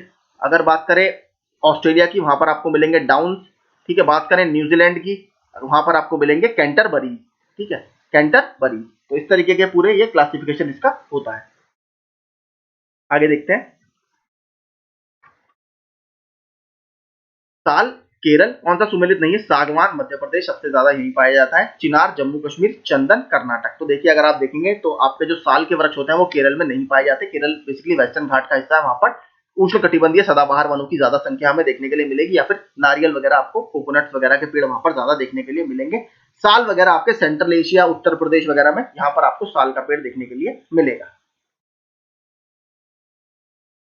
अमृता देवी स्मृति पुरस्कार जिसके लिए दिया जाता है, तो बेसिकली बिश्नोई जो है, अमृता देवी बिश्नोई पूरा नाम है इनका। ये बिश्नोई आंदोलन जो राजस्थान में था, इसका पूरा वीडियो मैंने बनाया है, आपको देख सकते हैं, जो कि बंदरोगा का पेपर देने जा रहे हैं, या फिर अगर पीसीएस का भी देने जा रहे हैं तो वो काफी इंपॉर्टेंट है। 12-13 मिनट में उसमें 4 से 5 इंपॉर्टेंट आंदोलन मैंने कवर किए हैं। तो ये बेसिकली वन और वन्य जीवों की सुरक्षा के लिए दिया जाता है। ऑप्शन बी, 8वें का होगा ऑप्शन बी। ये देखिए ज्ञान मुद्रा में ये वाला क्वेश्चन गलत दिया हुआ था। ज्ञान मुद्रा में उन्होंने बोला था इसको श्रेष्ठ साहित्य, तो अगर ज्ञान मुद्रा की बुक आपके पास है तो इसको पढ़ लीजिएगा। ये इसका श्रेष्ठ साहित्य नहीं है, वहां पर उत्तर गलत है। इसका सही उत्तर है वन एवं वन्य जीवों की सुरक्षा के लिए। किस बायोम में प्राथमिक उत्पादकता सर्वाधिक पाई जाती है, मैंने आपको बताया था, यानी जो आपके प्रोडक्शन लेवल पर है या नेट प्राइमरी प्रोडक्टिविटी आपके कौन से बायोम में सबसे ज्यादा मिलेगी, तो विषुवतीय वन बायोम या ट्रॉपिकल रेन फॉरेस्ट या उष्णकटिबंधीय वर्षा वन जो होते हैं, यहाँ पर सबसे ज्यादा देखने के लिए मिलती है। भारत वन प्रबंधन संस्थान कहां पर स्थित है, यानी Indian institute of forest management IIFM, ये आपका मध्य प्रदेश के भोपाल में स्थित है। देहरादून मत लगाइएगा, देहरादून नहीं है, देहरादून में है FRI यानी फॉरेस्ट रिसर्च इंस्टीट्यूट यानी वन अनुसंधान संस्थान, और इसके अलावा WII भी देहरादून में ही है, यानी wild life institute of India यानी वन्यजीव, भारतीय वन्यजीव संस्थान। ये दोनों देहरादून में है, लेकिन Indian institute of forest management ये आपका मध्य प्रदेश की राजधानी भोपाल में स्थित है। माहोगनी, रोजवुड तथा आबनूस किस बायोम के वृक्ष हैं, तो माहोगनी, रोजवुड और आबनूस ये तीनों आते हैं कठोर लकड़ी या हार्डवुड की कैटेगरी में, और ये आपको देखने के लिए मिलेगी विषुवतीय वन बायोम में। ठीक है, यानी ट्रॉपिकल रेन फॉरेस्ट जो होते हैं, उष्णकटिबंधीय वर्षावन जिसका हमें विस्तार बहुत जगह देखने के लिए मिलता है। सबसे इंपॉर्टेंट है अमेजोन के वर्षावन जिसको हम सेलवास के नाम से भी जानते हैं। उसके बाद अगर हम थोड़ा पूर्व में आए तो हमें मिलेंगे ये कॉन्गो नदी की घाटी में। ठीक है, उसके बाद अगर हम भारत में आए तो भारत में वेस्टर्न घाट में, आपके उत्तर पूर्व के कुछ भागों में, इसके अलावा हमारे जो अंडमान निकोबार वाला क्षेत्र है वहां पर हमें देखने के लिए मिलेगा ये वाला बायोम। और इसके बाद बात करें तो इंडो मलेशिया का जो क्षेत्र है, यानी इंडोनेशिया और मलेशिया वाला जो क्षेत्र है, वहां पर भी हमें ये देखने के लिए मिलते हैं। तो लेकिन देखिए इसमें दिक्कत क्या होती है, माहोगनी, रोजवुड और आबनूस ये बहुत कठोर लकड़ियां होती हैं और ये बहुत घने जंगलों में पाई जाती हैं, तो इनका ट्रांसपोर्टेशन करना बहुत कठिन है, इनको काटना बहुत कठिन है और इनको प्रोसेस करना भी बहुत कठिन है। तो इनकी कमर्शियल वैल्यू उतनी नहीं होती जितनी सॉफ्टवुड की होती है, जो कि हमने ऊपर पढ़ा था कनाडा वगैरह में पाई जाती है। ठीक है, तो उनकी कमर्शियल वैल्यू बहुत ज्यादा होती है क्योंकि उनको प्रोसेस करना या संस्करण करना उनका आसान है इनके कंपैरिजन में। तो ये आपके माहोगनी, रोजवुड और आबनूस, ये देखिए मैचिंग में भी आया हुआ है, स्पेशली माहोगनी। तो माहोगनी याद रखिएगा आपका हार्डवुड है जो विषुवतीय वन बायोम में पाया जाता है। आगे देखते हैं, साल, सागौन तथा शीशम ये किस बायोम के आपके वृक्ष हैं, तो अगर साल, सागौन, शीशम की बात करें तो ये मानसूनी बायोम के वृक्ष है, जहां पर आपको वर्षा देखने के लिए मिलेगी 70 सेंटीमीटर से 200 सेंटीमीटर की। दो कैटेगरी में ये बांटी जाती हैं।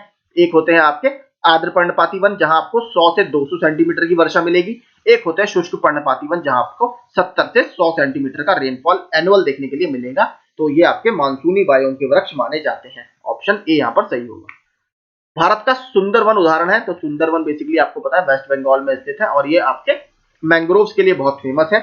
भारत का लगभग 42.35% मैंग्रोव्स एरिया यहीं पर पाया जाता है। और अगर बात करें तो अगर सिंगल पैच की बात करें यानी एक ग्रुप में, तो पूरी दुनिया का सबसे बड़ा मैंग्रोव यही है। पूरी दुनिया में एक पैच में अगर बात करें तो वो सबसे ज्यादा सुंदरवन में ही पाए जाते हैं मैंग्रोव। तो अगर 14वें की बात करें तो ये आपका ज्वारीय वन का, या क्योंकि ये बेसिकली इंटरटाइडल जोन में पाए जाते हैं। ठीक है, इंटरटाइडल जोन में ये पाए जाते हैं, तो ये ज्वारीय वन का एक उदाहरण है। और इनका नाम जो पड़ा है, वहां पर एक पेड़ पाया जाता है सुंदरी। ठीक है, सुंदरी वृक्ष वहां पर पाया जाता है, उसी के नाम से ये फेमस है। यहाँ पर आपको रॉयल बंगाल टाइगर भी देखने के लिए मिलेगा। आगे देखते हैं, कौन सा बायोम सबसे कम जैव विविधता तथा सबसे कम जैव भार वाला बायोम है। तो अगर सबसे कम बायोडाइवर्सिटी और सबसे कम बायोमास की बात करें तो आपका कौन सा बायोम होगा, इसका सही उत्तर होगा टुंड्रा बायोम। ठीक है, ऑप्शन ए। भारत के निम्नलिखित पारिस्थितिकी क्षेत्रों में कौन सा सही सुमेलित नहीं है, आपका दक्षिण पश्चिमी घाट आर्द्र वन, तराई द्वार चौड़ी पत्ती वाले वन, कच्चीकरण घास के प्रदेश, यहाँ पर आपको एक बेसिकली बहुत फेमस है बन्नी। ठीक है, बन्नी ग्रासलैंड यहाँ पर बहुत फेमस है। पूर्वी दक्कन का पठार आर्द्र वन। तो देखिए जो पूर्वी दक्कन का पठार है ये मैंने आपको पढ़ाया था। बेसिकली अगर आप भारत का मैप देखें इस तरीके से है, यहाँ पर आपका पूरा वेस्टर्न घाट है, ये पूरा आपका टुकड़ों में ईस्टर्न घाट पड़ता है। यहाँ से देखिए जब साउथ वेस्ट मानसून आता है, ठीक है, या दक्षिण पश्चिम मानसून आता है, तो यहाँ पर वो करता है ओरोग्राफिक रेनफॉल। इस तरीके से आपका पहाड़ होता है, आपकी हवा ऊपर उठती है, ठंडी होती है, यहाँ पर बादल बनते हैं और यहाँ पर बारिश होती है। लेकिन जो पीछे वाला एरिया है, ठीक है, ये वाला एरिया, इसको बोलते हैं रेन शेडो एरिया। ठीक है, यहाँ पर इतनी बारिश नहीं होती, तो यहाँ पर आर्द्र वन नहीं मिलेंगे आपको। यहाँ पर जो बारिश होती है वो होती है आपकी रिट्रीटिंग मानसून से, ठीक है, या जो वापस आ रहा होता है मानसून आपका सितंबर अक्टूबर में, उस समय यहाँ पर बारिश होगी। कर्नाटका सॉरी तमिलनाडु के कोस्ट पे और आपका जो आंध्र प्रदेश का कोस्ट है, बेसिकली सीमांध्र जिसको हम बोलते हैं, वहां पर बारिश इससे होती है। तो यहाँ पर देखिए थोड़ा सूखा एरिया रहता है, तो यहाँ पर आपको आर्द्र वन नहीं मिलेंगे, तो यही आपका गलत मिला हुआ है, ये मैचिंग सही नहीं है। अगला, अफ्रीका के जायरे बेसिन की कौन सी जनजाति अपना घर पेड़ों के ऊपर बनाते हैं? तो अफ्रीका में एक नदी है जायरे बेसिन, ठीक है, जायरे नदी है, उसका पूरा बेसिन जो है, वहां पर कौन सी जनजाति आपको निवास करती हुई मिलेगी? जो पिग्मी है, ठीक है, पिग्मी हॉग भी इसको आपने सुना होगा, एक जानवर है पिग्मी। तो ये जो जनजाति है ये आपकी पेड़ों के ऊपर अपना घर बनाती है। एक बार बताइएगा, मसाई देखिए बहुत फेमस है, बुशमैन भी फेमस है, इन दोनों को देखिएगा ये कहाँ कहाँ पर मिलती हैं, कौन से देशों में। ये मैचिंग में भी आ चुका है, इसलिए कह रहा हूँ। वैसे ज्योग्राफी का है, आपसे पता नहीं यहाँ पर पूछा जाएगा या नहीं, इसको प्लीज जरूर देख लीजिएगा, बुशमैन और मसाई।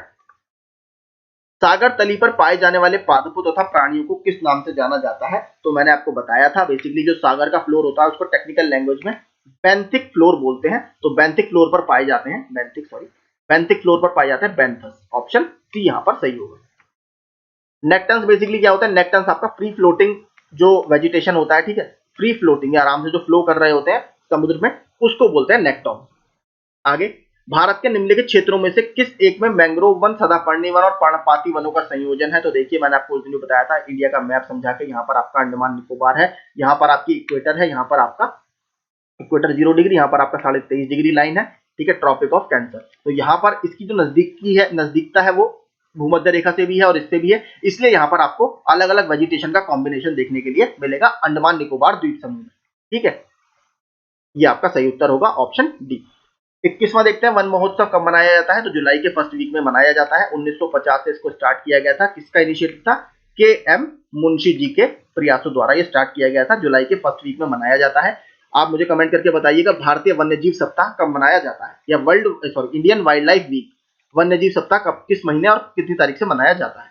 लानोस तथा कैंपोज घास किस बायोम के अंतर्गत आते हैं? और लानोस अगर और कैंपोज की बात करें तो ये जो आपके घास के मैदानों के एक नाम है, और ये आपके जो उष्णकटिबंधीय घास बायोम है, जिसमें आपका सवाना भी आता है, ठीक है, उष्णकटिबंधीय घास के मैदानों में ये आते हैं।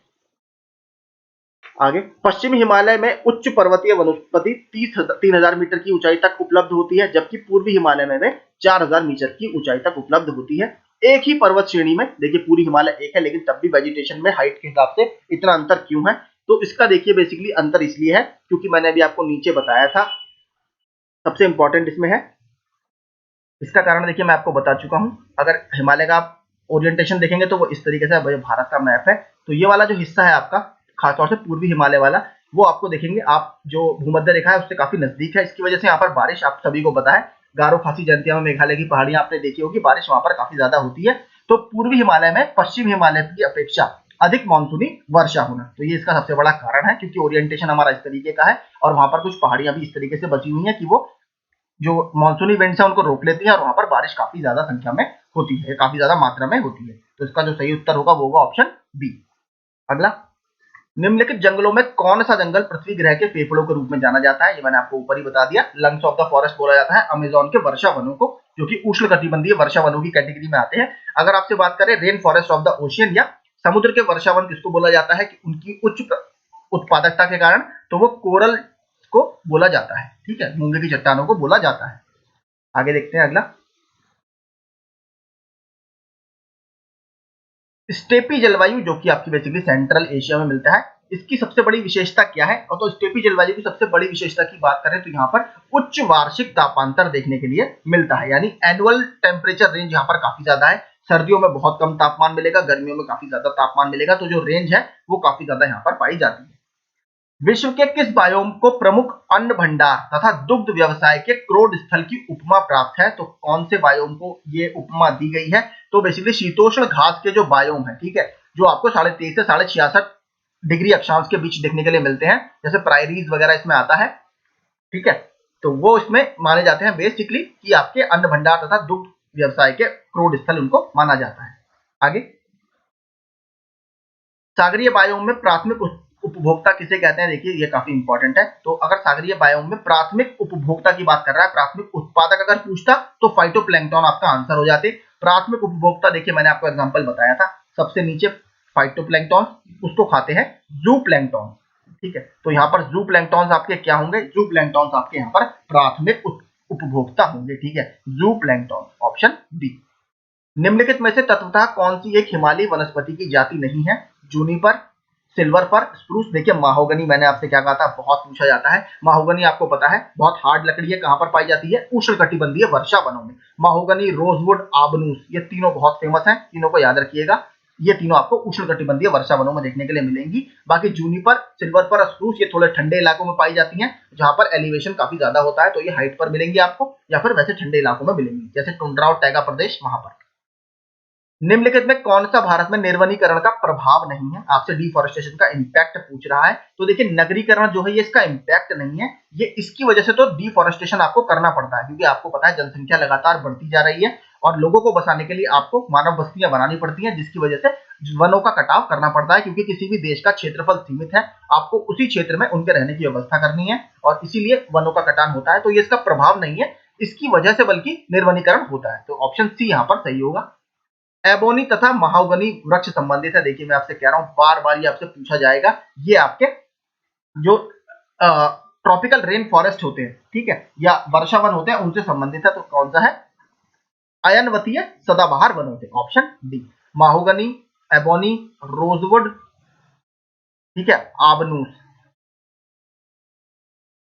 ठीक है, ये आपके सारे इस कैटेगरी में आते हैं। आगे, भारत में निम्नलिखित वानस्पतिक प्रजातियों में से किस एक का बृहत्तम क्षेत्रीय विस्तार है। तो किस एक का बृहत्तम आपको एक्सपेंशन भारत में देखने के लिए मिलेगा, तो साल के जो वृक्ष है इनका सबसे ज्यादा एक्सपेंशन आपको देखने के लिए मिलेगा। विषुवतीय वर्षावनों या इक्वेटोरियल रेन फॉरेस्ट को दूसरे किस नाम से जानते हैं, तो इसको बेसिकली सेलवास के नाम से जानते हैं। अमेज़न के वर्षावनों को सेलवास के नाम से भी जाना जाता है। राष्ट्रीय वानिकी कार्य योजना का लक्ष्य भारत में 33% भूभाग क्षेत्र को किस वर्ष तक वृक्षाच्छादित करने से था, सीडीएस का प्रश्न है। तो इसका जो टारगेट ईयर था वो था आपका 2012, ठीक है, ये प्रश्न भी देखिए स्कीम्स वगैरह से पूछ सकता है। 2012 तक इसको 33% एरिया हमारा कवर करना था। आगे, भारत में निम्नलिखित वन प्रकारों में किस एक का बृहत्तम क्षेत्र है। तो अगर भारत की बात करें, उष्णकटिबंधीय आर्द्र सदाबहार वन, उष्णकटिबंधीय आर्द्र पर्णपाती वन। तो देखिए मैंने आपको बताया था सबसे ज्यादा जो विस्तार है वो उष्णकटिबंधीय आर्द्र पर्णपाती वनों का ही आपका इसमें है। छोटा नागपुर के जंगल है, तो छोटा नागपुर के जंगलों की अगर आप बात करें, जो प्लेट्यू है छोटा नागपुर प्लेट्यू, वहां पर आपको किस तरीके का वेजिटेशन देखने के लिए मिलेगा, वहां पर आपको पतझड़वा सवाना टाइप का वेजिटेशन देखने के लिए मिलेगा। तो 38वें का होगा ऑप्शन ए। निम्नलिखित युग्मों में से कौन एक सही सुमेलित है। टीक, जम्मू कश्मीर बिल्कुल नहीं, यहाँ पर आपको चिनार वगैरह, ठीक है। टीक आपका बेसिकली ये सागवान को बोला जाता है, ठीक है, सागवान की जो लकड़ी है इसको इंग्लिश में टीक बोलेंगे।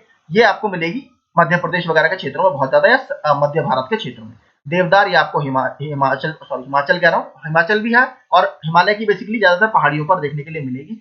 पाइन जो होता है बेसिकली देखिए चीड़, चीड़ आपको थोड़ा कम इलाकों में, कम हाइट पर देखने के लिए मिलेगा, जो थोड़ा सा गर्म इलाके होंगे, पहाड़ों में भी मिलेगा, पहाड़ों में ही। तो जैसे अगर आप उत्तराखंड जाएंगे, यहाँ पर आपको रामनगर जो बेसिकली थोड़ी कम हाइट पर है, और अगर आप जागेश्वर वगैरह जाएंगे, जहाँ अल्मोड़ा वगैरह जाएंगे जहां पर ज्यादा हाइट है, वहां पर आपको देवदार देखने के लिए मिलेगा। इसलिए कहा भी जाता है देवदार ठंडे इलाकों में ज्यादा पाया जाता है। चंदन काष्ठ केरल, सुंदरी पश्चिम बंगाल। चंदन काष्ठ देखिए बहुत ज्यादा आपको आंध्र प्रदेश में देखने के लिए मिलती है, ठीक है, चंदन की लकड़ी। और सुंदरी हमें पता है पश्चिम बंगाल में जो मैंग्रोव वाला क्षेत्र है उसको सुंदरी वन वहां पर पाए जाते हैं, इसलिए इसका सही आंसर यही होगा। निम्नलिखित में से कौन सा वन भारत में आर्थिक दृष्टिकोण से बहुत ज्यादा महत्वपूर्ण है। तो अगर इकोनॉमिकली देखें तो सबसे ज्यादा महत्वपूर्ण जो भारत में वन है वो है पतझड़ वाले वन, यानी डेसिडुअस फॉरेस्ट। यही सबसे ज्यादा भारत में पाए जाते हैं, जिसमें साल, टीक, सागवान इस टाइप की लकड़ियां आती हैं। काले वन पाए जाते हैं, ब्लैक फॉरेस्ट आपके कहां पर पाए जाते हैं। ब्लैक फॉरेस्ट जो पाए जाएंगे वो मिलेंगे आपको जर्मनी में, 41 का होगा बी, जर्मनी में। निम्नलिखित वृक्षों में से कौन सा वृक्ष पर्यावरणीय संकट माना जाता है। तो पहले ये सामाजिक वानिकी में या सोशल फॉरेस्ट्री में बहुत लोकप्रिय था, अब इसकी जगह ले ली है बेसिकली खेजरी ने। खेजरी वृक्ष बहुत ज्यादा लोकप्रिय माना जाता है और मल्टीपर्पज या बहुउद्देशीय वृक्ष भी है। ये यूकेलिप्टस जो था इसको बेसिकली पर्यावरणीय संकट माना जाता है। जल कुंभी भी देखिए मैंने आपको कल पढ़ाया था, आइकॉर्निया भी इसको बोलते हैं। इसकी वजह से भी देखिए भारत में कई सारी लेक्स की डेथ हुई है, क्योंकि ये पूरे पानी के समुद्र उसके झील के तट पर पूरा छा जाता है, झील के सरफेस पर पूरा छा जाता है, जिसकी वजह से वहां का इकोसिस्टम पूरा डिस्टर्ब हो जाता है। आपने जो हुसैन सागर लेक थी उसके बारे में सुना होगा, वो भी इसी की वजह से काफी दिक्कतों में रही। तो यहाँ पर आंसर है यूकेलिप्टस। निम्नलिखित भारतीय राज्यों में से किस एक का कुल वन क्षेत्र न्यूनतम है? 17वीं इसलिए लिखा है, जो हमारी ISFR 2021 रिपोर्ट है वो 17वां ही संस्करण है, हर 2 साल में जारी की जाती है। फॉरेस्ट सर्वे ऑफ इंडिया इसको जारी करता है, जो कि देहरादून में स्थित है। तो 43 की अगर बात करें, सबसे कम किसका है? हरियाणा का, ऑप्शन सी। 44वां देखें, निम्नलिखित राज्य समूह में से किसमें कुल वन भौगोलिक क्षेत्र के 75% से अधिक क्षेत्र पर वन आपके मिलेंगे? तो ये भी देखिए हमें 17वीं क्वेश्चन पुराना है, लेकिन इन्होंने कहा है आप हमें 17वीं वन रिपोर्ट के आधार पर बताइए। तो इसमें जो देखिए सही उत्तर होगा वो होगा आपका अरुणाचल प्रदेश में है 75 से ऊपर, मेघालय में है, मिजोरम में तो रैंक 1 है ही, लगभग 84% के आसपास मिजोरम में फॉरेस्ट कवर है, तो आपका बी इसमें सही होगा। आगे देखते हैं।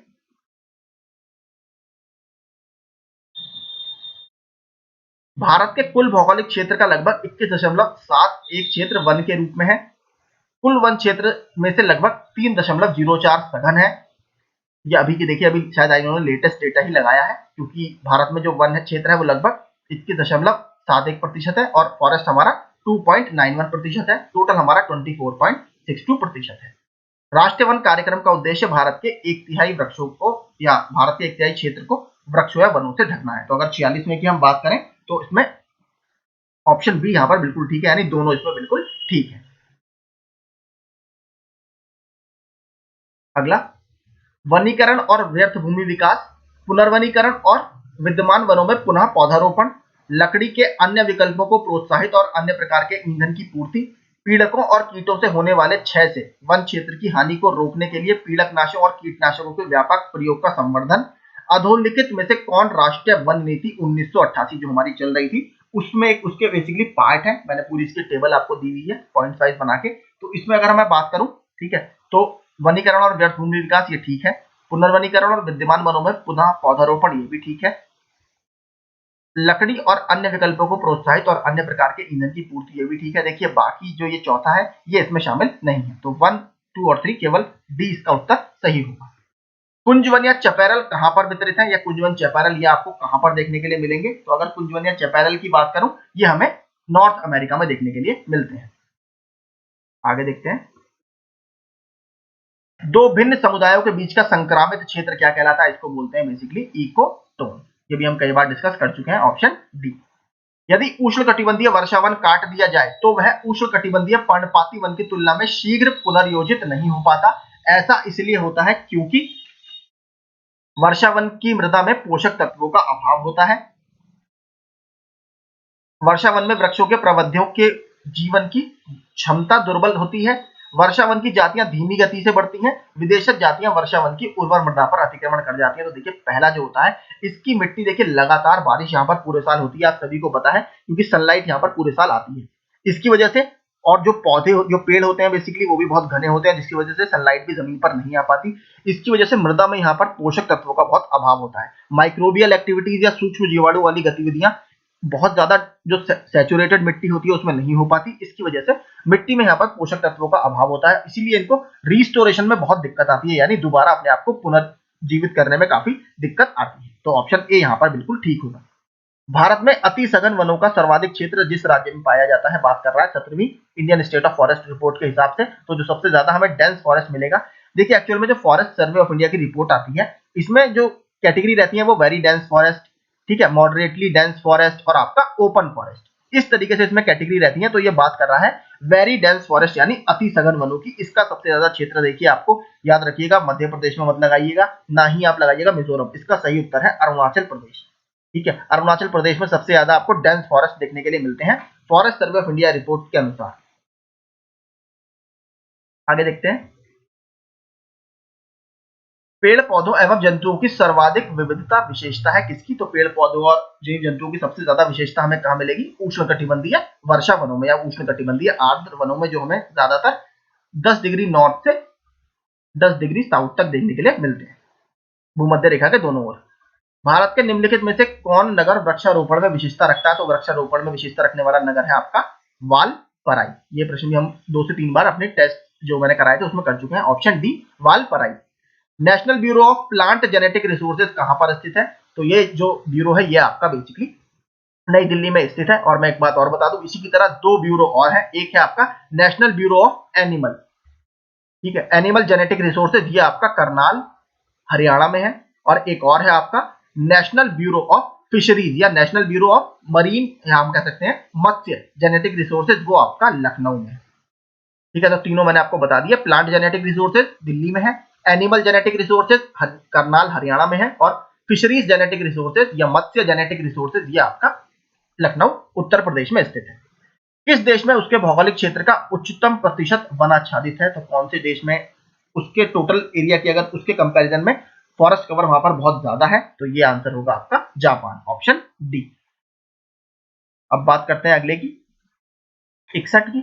प्रत्येक वर्ष कतिपय विशिष्ट समुदाय जनजाति पारिस्थितिक रूप से महत्वपूर्ण मास भर चलने वाले अभियान त्योहार के दौरान फलदार वृक्षों की पौध का रोपण करते हैं। निम्न में से कौन से ऐसे आपके 2 जातियां हैं जो हर साल फलदार वृक्षों का पौधारोपण करते हैं? तो इसका सही उत्तर होगा आपका गोंड और कोरकू। ठीक है, काफी इंपॉर्टेंट है। गोंड तो आप सभी को पता है, मध्य प्रदेश वगैरह में बहुत मिलती है। कोरकू एक बार प्लीज आप जरूर देखिएगा कि कोरकू आपको कहां पर देखने के लिए मिलेगी। आगे देखते हैं। उड़ीसा तट पर भारत में सर्वाधिक चक्रवात प्रवण क्षेत्र, यानी जो साइक्लोन वगैरह आते हैं वो सबसे ज्यादा उड़ीसा के कोस्ट पर आते हैं। इस प्रश्न के हिसाब से ये पूछ रहा है। अगर बात करें दूसरा, महानदी डेल्टा क्षेत्र में भारी मात्रा में मैंग्रोव का निर्वनीकरण हुआ है। तो देखिए इसका कारण भी काफी ठीक है। क्यों? क्योंकि मैंग्रोव्स को देखिए बोला जाता है break waters of the storm, यानी ये कहीं ना कहीं समुद्र तट की, क्योंकि इनकी जड़ें काफी आप कह सकते हैं टिल्टेड रूट्स होती हैं या जमीन से ऊपर इनकी जड़ें आ चुकी होती हैं, जिसकी वजह से वो समुद्र को एक तरह से इन तरीके के चक्रवातों से बचाते हैं। लेकिन ये इनका जो काफी बड़ी संख्या में कटाव हो रहा है, जिसकी वजह से जो चक्रवात है उनकी इंटेंसिटी तो बढ़ रही है, लेकिन उनसे होने वाले जो नुकसान है वो भी बढ़ रहे हैं। तो इसमें जो कारण है वो बिल्कुल ठीक दिया गया है। तो 63 का सही उत्तर होगा ए, यानी ए और आर दोनों अपने आप में सही है और आर ए की सही व्याख्या भी करता है। इसी कारण से कहीं ना कहीं इसका इंपैक्ट बहुत बढ़ गया है। आगे, मानसूनी वन, विषुवत रेखीय वन, भूमध्य सागरीय वन और कोणधारी वन। तो अगर विषुवत रेखीय वन की बात करूं तो महोगनी रोजवुड मैं आपको बता चुका था। भूमध्य सागरीय वन की बात करें या मेडिटेरेनियन फॉरेस्ट में, तो वहां पर आपको आलू बुखारा, प्लम या जैतून वगैरह की खेती बहुत होती है। बात करें कोणधारी वन की, तो वो आपको चीड़ तथा फर, और मानसूनी वन की सागौन तथा साखू। तो इसके हिसाब से 64वें का अगर सही उत्तर होगा वो होगा ऑप्शन ए। पृथ्वी पर अधिकांश ऑक्सीजन उत्पादित होती है किसके द्वारा? तो पृथ्वी पर अधिकांश जो ऑक्सीजन मिलेगी वो आपको मिलेगी शैवालों के द्वारा। 65 का बी, याद रखिएगा, शैवालों के द्वारा। अगला, निम्नलिखित में से कहां पर एक संरक्षित कच्छ वनस्पति का क्षेत्र है? देखिए, प्रोटेक्टेड कच्छ वनस्पति का क्षेत्र आपको मिलेगा गोवा में, ऑप्शन सी। ठीक है, गोवा में 66 का होगा सी। निम्नलिखित देशों में से किसमें कुल भौगोलिक क्षेत्रफल के 70% भाग पर वन बनाए रखने का संवैधानिक या कॉन्स्टिट्यूशनल प्रोविजन है? देखिए, हमारे यहाँ तो हमने पॉलिसी बनाई है कि नेशनल फॉरेस्ट पॉलिसी में हमने कहा था कि 33% हमारा वन आरक्षण होना चाहिए, लेकिन संविधान में ही देखिए एक ऐसा देश है जिसके संविधान में ही 70% भाग पर वन बनाए रखने का प्रावधान है, और वो देश है आपका भूटान, ऑप्शन सी। समुद्री पार्क अवस्थित है कहां पर? तो भारत का पहला, अगर समुद्री पार्क की बात करूं तो वो कच्छ की खाड़ी में स्थित है। यही भारत का पहला समुद्री अभ्यारण्य भी है या मरीन सेंचुरी भी है, और यही भारत का पहला नेशनल मरीन पार्क भी है। तो कच्छ की खाड़ी गुजरात में ये स्थित है। अगला, टैगा वन विशेषता है। तो टैगा वन आपको कहां पर देखने के लिए मिलेंगे? टैगा वन जो विशेषता है ये आपका बेसिकली आपको 66 डिग्री जो नॉर्थ का हमारा अक्षांश है उसके बाद देखने के लिए मिलते हैं। तो इसका सही उत्तर होगा ऑप्शन डी, समशीतोष्ण क्षेत्र की। 69वें का होगा ऑप्शन डी। 70वें की बात करते हैं। लानोज, स्टेपी, प्रायरीज और वेल्ड। देखिए, प्रायरीज मैंने आपको बताया उत्तरी अमेरिका में मिलेंगे, स्टेपीज आपको यूरोप या सेंट्रल अमेरिका में मिले, सॉरी सेंट्रल एशिया में मिलेंगे। सॉरी सेंट्रल एशिया भी नहीं, यूरोप ही मानिए यहाँ पर। लानोज आपका, वेल्ड आपके हो गए अफ्रीका में या साउथ अफ्रीका में वेल्ड, और आपका लानोज आपके हो गए दक्षिणी अमेरिका में। ये इसका सही उत्तर होगा। 70वें की अगर हम बात करें तो जो सही उत्तर होगा वो होगा ऑप्शन ए। अगला देखते हैं 71वां। निम्नलिखित कथनों पर विचार कीजिए। रामसार सम्मेलन के अनुसार भारत के राज्य क्षेत्र में सभी आर्द्र भूमियों को बचाना और संरक्षित रखना भारत सरकार के लिए अधिदेशात्मक है। आर्द्र भूमि संरक्षण और प्रबंधन नियम 2010 भारत सरकार ने रामसार सम्मेलन की संस्तुतियों के आधार पर बनाए थे। आर्द्र भूमि कंजर्वेशन एंड मैनेजमेंट नियम 2010 आर्द्र भूमियों के अपवाह क्षेत्र या जल ग्रहण क्षेत्रों को भी सम्मिलित करते हैं, जैसा कि आपका प्राधिकार द्वारा निर्धारित किया गया है। तो इसका जो अगर सही उत्तर मैं बताऊं, ये दोनों स्टेटमेंट देखिए इसमें गलत है। सारे के सारे रामसार सम्मेलन में आपको पता है सारी साइट्स नहीं आती, इस समय भारत में केवल 75 रामसार साइट्स है। ठीक है, तो भारतीय राज्य क्षेत्र के सभी आर्द्र भूमियों को बचाना इसका नहीं है। इसका जो मेन रोल है वो जिस साइट में जो साइट उसमें लिस्ट होती है, लगभग 75 साइट है, उसके ऊपर ज्यादा फोकस इसका रहता है। बाकी सारे आपके नेशनल लॉ के द्वारा प्रोटेक्ट होते हैं। तो रामसार सम्मेलन के द्वारा ये नहीं होगा, उसमें केवल 75 होंगे। इसके अलावा ऑप्शन यानी इसमें कौन सा सही होगा, आपका ऑप्शन 3 यहाँ पर बिल्कुल सही होगा। एक वाला तो होगा ही नहीं, ये दोनों तो है ही नहीं। और इसके देखिए इसके बाद ये नहीं बनाए थे, तो 1971 में आपकी साइन हुई है। ठीक है, रामसार कन्वेंशन। और ये भारत ने basically ministry of environment forest वगैरह इस पर काम करते हैं, कोस्टल एरियाज जो है उसके लिए भारत ने ये बनाए हैं। तो इसमें केवल उत्तर होगा आपका ऑप्शन सी। 72वां 2021 अंतरराष्ट्रीय वन दिवस या इंटरनेशनल डे ऑफ फॉरेस्ट, जो कि 21 मार्च को मनाया जाता है। ठीक है, 21 मार्च को, इस साल भी मनाया जा चुका है। इसका विषय क्या था, 2021 की बात कर रहा है। तो 2021 में इसका जो विषय था वो था forest restoration a path to recovery and wellbeing. अगर मैं आपसे बात करूं 2022 में, या बल्कि अब 2023 की बात करते हैं, 2023 में इसकी क्या थीम रही इस साल, वो थी forest and health. Forest and health यानी वन और स्वास्थ्य, ये भी आप याद रखिएगा। मैंने देखिए पूरा वीडियो बनाया है, मात्र 10 मिनट का वीडियो है आपका, उसको प्लीज आप जरूर देखिए। उसमें पर्यावरण से संबंधित जितने भी दिवस हैं इस साल तक जो मनाए गए हैं उसकी मैंने थीम्स भी उसमें अपडेट कर दी है, तो प्लीज आप उसको जरूर देखिएगा। 10 मिनट का पूरा वो वीडियो है, वो हमारी वंदरोगा की प्लेलिस्ट में आपको मिल जाएगा। निम्नलिखित में से किस राज्य में सर्वाधिक क्षेत्र वनों के अंतर्गत पाया जाता है, तो कौन से राज्य में सर्वाधिक क्षेत्र आपको वनों के अंतर्गत मिलेगा? इसका जो सही उत्तर है वो है option D, Arunachal Pradesh. Option D. निम्नलिखित देशों में से किसमें पंपास पंपास होगा? ठीक है, पंपास घास का मैदान स्थित है, तो पंपास घास के मैदान हमें देखने के लिए मिलते हैं अर्जेंटीना में। Option A. निम्नलिखित में से कौन मानव जनित जीवोम का एक उदाहरण है? तो मानव जनित जीवोम का उदाहरण क्या है? फसली भूमि। ऑप्शन डी यानी क्रॉप लैंड। 75 का होगा डी। ये भी रिपीटेड बहुत बार आता रहता है, कभी कभी इसको पूछता है कि इसमें से कौन सा कृत्रिम पारितंत्र है या आर्टिफिशियल इकोसिस्टम है, तो उसमें भी आंसर आपका यही होगा। देखिए फिर वही आ गया, पंपास, पुस्ताज, वेल्ड और डाउन्स। डाउन्स मैंने आपको बताया था साउथ अफ्रीका में है। वेल्ड आपके मिलेंगे, सॉरी माफ कीजिएगा, डाउन्स आपके ऑस्ट्रेलिया में है, वेल्ड मिलेंगे आपको साउथ अफ्रीका में। अब बात करें पंपास की, पंपास आपको मिलेंगे अर्जेंटीना में और पुस्ताज आपको मिलेंगे हंगरी में। पुस्ताज आपके लिए नया है, इसको जरूर पढ़िएगा। तो 76वें का अगर मैं देखूं, जो सही उत्तर होगा वो होगा ऑप्शन ए। समुद्री घास निम्नलिखित तत्व का मुख्य तथा महत्वपूर्ण स्रोत है। ये बहुत इंपॉर्टेंट है, देखिए ये भी 2 से 3 बार परीक्षा में पूछा जा चुका है, काफी इंपॉर्टेंट है।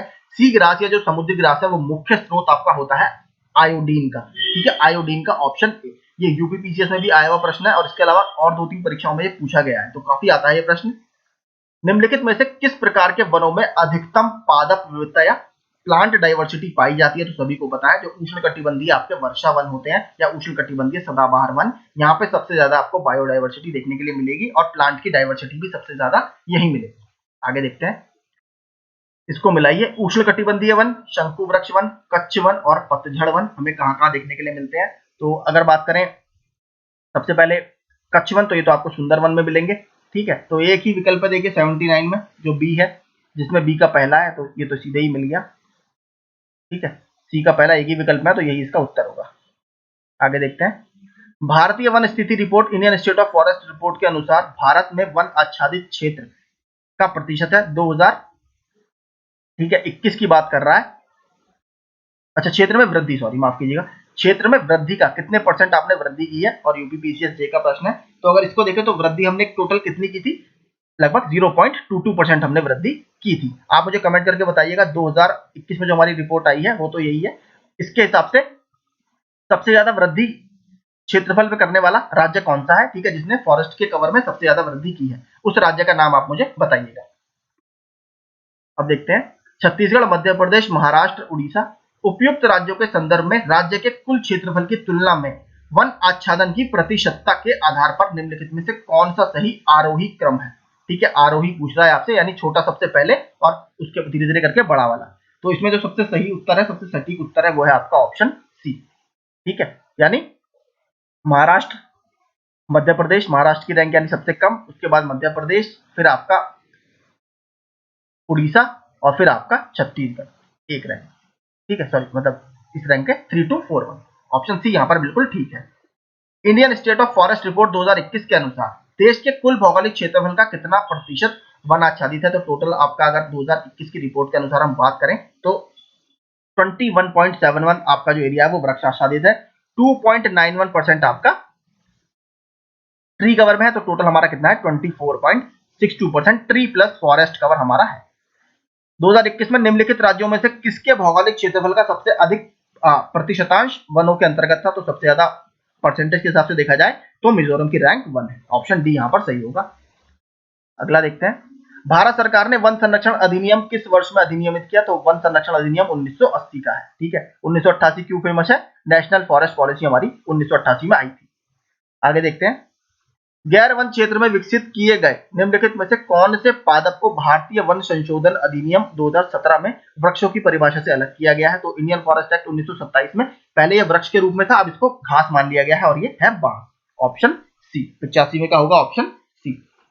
दिसंबर 2021 में जारी भारतीय वनों की स्थिति रिपोर्ट के अनुसार भारत का कितना प्रतिशत भाग वन क्षेत्र के अंतर्गत आता है? तो दिसंबर 2021 में जो रिपोर्ट आई है उसके हिसाब से कितना प्रतिशत भाग वन क्षेत्र के, देखिए अप्रोक्सीमेटली इसमें पूछा है, वैसे तो 24.62% है Indian state of forest report 2021 के अनुसार, ठीक है। और यहाँ पर अगर हम देखें इसमें सबसे क्लोजेस्ट ऑप्शन की अगर बात करें तो वो देखिए ई, इसमें से कोई भी नहीं है, ठीक है। 24.62 इसमें कहीं भी नहीं दिया, 24.40 नहीं है। अगर ये ई नहीं होता तो हम डी सही मान लेते, लेकिन यहाँ पर ई ऑप्शन में दिया है, इसमें से कोई भी नहीं, तो यही इसका सही है 24.62। आगे देखते हैं, देखिए आईएएस वगैरह वाले छोड़ दीजिए, बहुत इसमें आपका समय वेस्ट करने का कोई मतलब नहीं है। एनवायरमेंटल प्रोटेक्शन एक्ट वाला फिर भी देख लेते हैं। एनवायरमेंटल प्रोटेक्शन एक्ट 1986 भारत सरकार को सशक्त करता है कि वह पर्यावरणीय संरक्षण की प्रक्रिया में लोक सहभागिता की आवश्यकता का और इसे हासिल करने की रीति का विवरण दे। वह विभिन्न स्रोतों से पर्यावरणीय प्रदूषकों के उत्सर्जन या विसर्जन के मानक निर्धारित करे। तो एनवायरमेंटल प्रोटेक्शन एक्ट की बात की गई है, तो इसमें से कौन से आपके सही है? इसमें से जो सही है वो है आपका बी, ठीक है। पहले वाले की बात इसमें देखिए प्रोटेक्शन एक्ट में नहीं की गई, नेशनल फॉरेस्ट पॉलिसी वगैरह में इस तरीके की बातें की गई हैं, लेकिन यहाँ पर इसकी कोई बात नहीं की गई, तो इसमें जो मेन सही है वो है आपका ऑप्शन बी। निम्नलिखित घटनाओं को उनके प्रारंभ में के कालानुक्रम में व्यवस्थित करें और लगाइए। तो वन्य जीव संरक्षण अधिनियम 1972 का है, जैव विविधता अधिनियम 2002 का है, प्रोजेक्ट टाइगर 1973 का है, प्रोजेक्ट हाथी 1992 का है। तो इसका जो सही ऑर्डर होगा वो हम लगा लेते हैं। इसका सही उत्तर होगा 1 3 4 2। राष्ट्रीय कृषि वानिकी अनुसंधान केंद्र कहां पर अवस्थित है? 1988 में इसकी स्थापना की गई है, यह आपका उत्तर प्रदेश के झांसी में स्थित है, ऑप्शन बी। अभी मैंने टेलीग्राम में अपने क्विज डाला था, तो आप ऐसे ही क्विज पाने के लिए हमारा टेलीग्राम ग्रुप ज्वाइन कर सकते हैं। आगे देखते हैं, ये है अगला 94। जनवरी 2020 में उत्तर प्रदेश के कितने स्थलों को रामसर साइट में शामिल किया गया? यूपीपीसीएस में पूछा गया था। तो उत्तर प्रदेश के अगर बात करूं 2020 की बात कर रहा है, उस समय उत्तर प्रदेश में जितने रामसर स्थलों को शामिल किया जाने वाला था उसकी संख्या थी 6, ठीक है। 94 का होगा ऑप्शन बी। और अभी बात करूं तो देखिए टोटल 75 भारत में है इस समय, उत्तर प्रदेश की रैंक है सेकंड। उत्तर प्रदेश में टोटल 10 हमारे वेटलैंड्स इस समय रामसर साइट माने जाते हैं। इसके अलावा रैंक 1 आपकी तमिलनाडु की है जिसमें 14 वेटलैंड्स है, ठीक है। तो उत्तर प्रदेश में 10 हमारे वेटलैंड्स हैं। आगे देखें, ये देखिए वही सिविल सर्विसेज के प्रश्न, इनको रहने दीजिए, सब देखिए वही है। देखिए थोड़ा सा अच्छा है, इसको देख लेते हैं। निम्नलिखित में से किसके अंगीकरण को प्रोत्साहित करने के लिए R2 व्यवहार संहिता या R2 कोड ऑफ प्रैक्टिसेस साधन उपलब्ध कराती है? तो अगर R2 कोड ऑफ प्रैक्टिसेस की बात करें तो ये बेसिकली आपका इलेक्ट्रॉनिक पुनर्चक्रण उद्योग में पर्यावरणीय दृष्टि से विश्वसनीय व्यवहार के लिए ये इससे संबंधित है। यानी R2 कोड ऑफ प्रैक्टिसेस किससे संबंधित है? इलेक्ट्रॉनिक पुनर्चक्रण उद्योग में। आपको पता है ई वेस्ट की समस्या भारत में बहुत ज्यादा है, या इलेक्ट्रॉनिक वेस्ट की समस्या बहुत ज्यादा है, तो उसका रिसाइकल आप सस्टेनेबल वे में कैसे कर पाओ, तो उसी का कोड ऑफ प्रैक्टिसेस या R2 कोड ऑफ प्रैक्टिसेस संबंधित है। अगला, कार्बन क्रेडिट की अवधारणा कहां पर उत्पन्न हुई? 1997 में जापान के शहर में, कौन सा? क्योटो। तो क्योटो प्रोटोकॉल से हमें कार्बन क्रेडिट की अवधारणा मिलती है, 99 का होगा बी।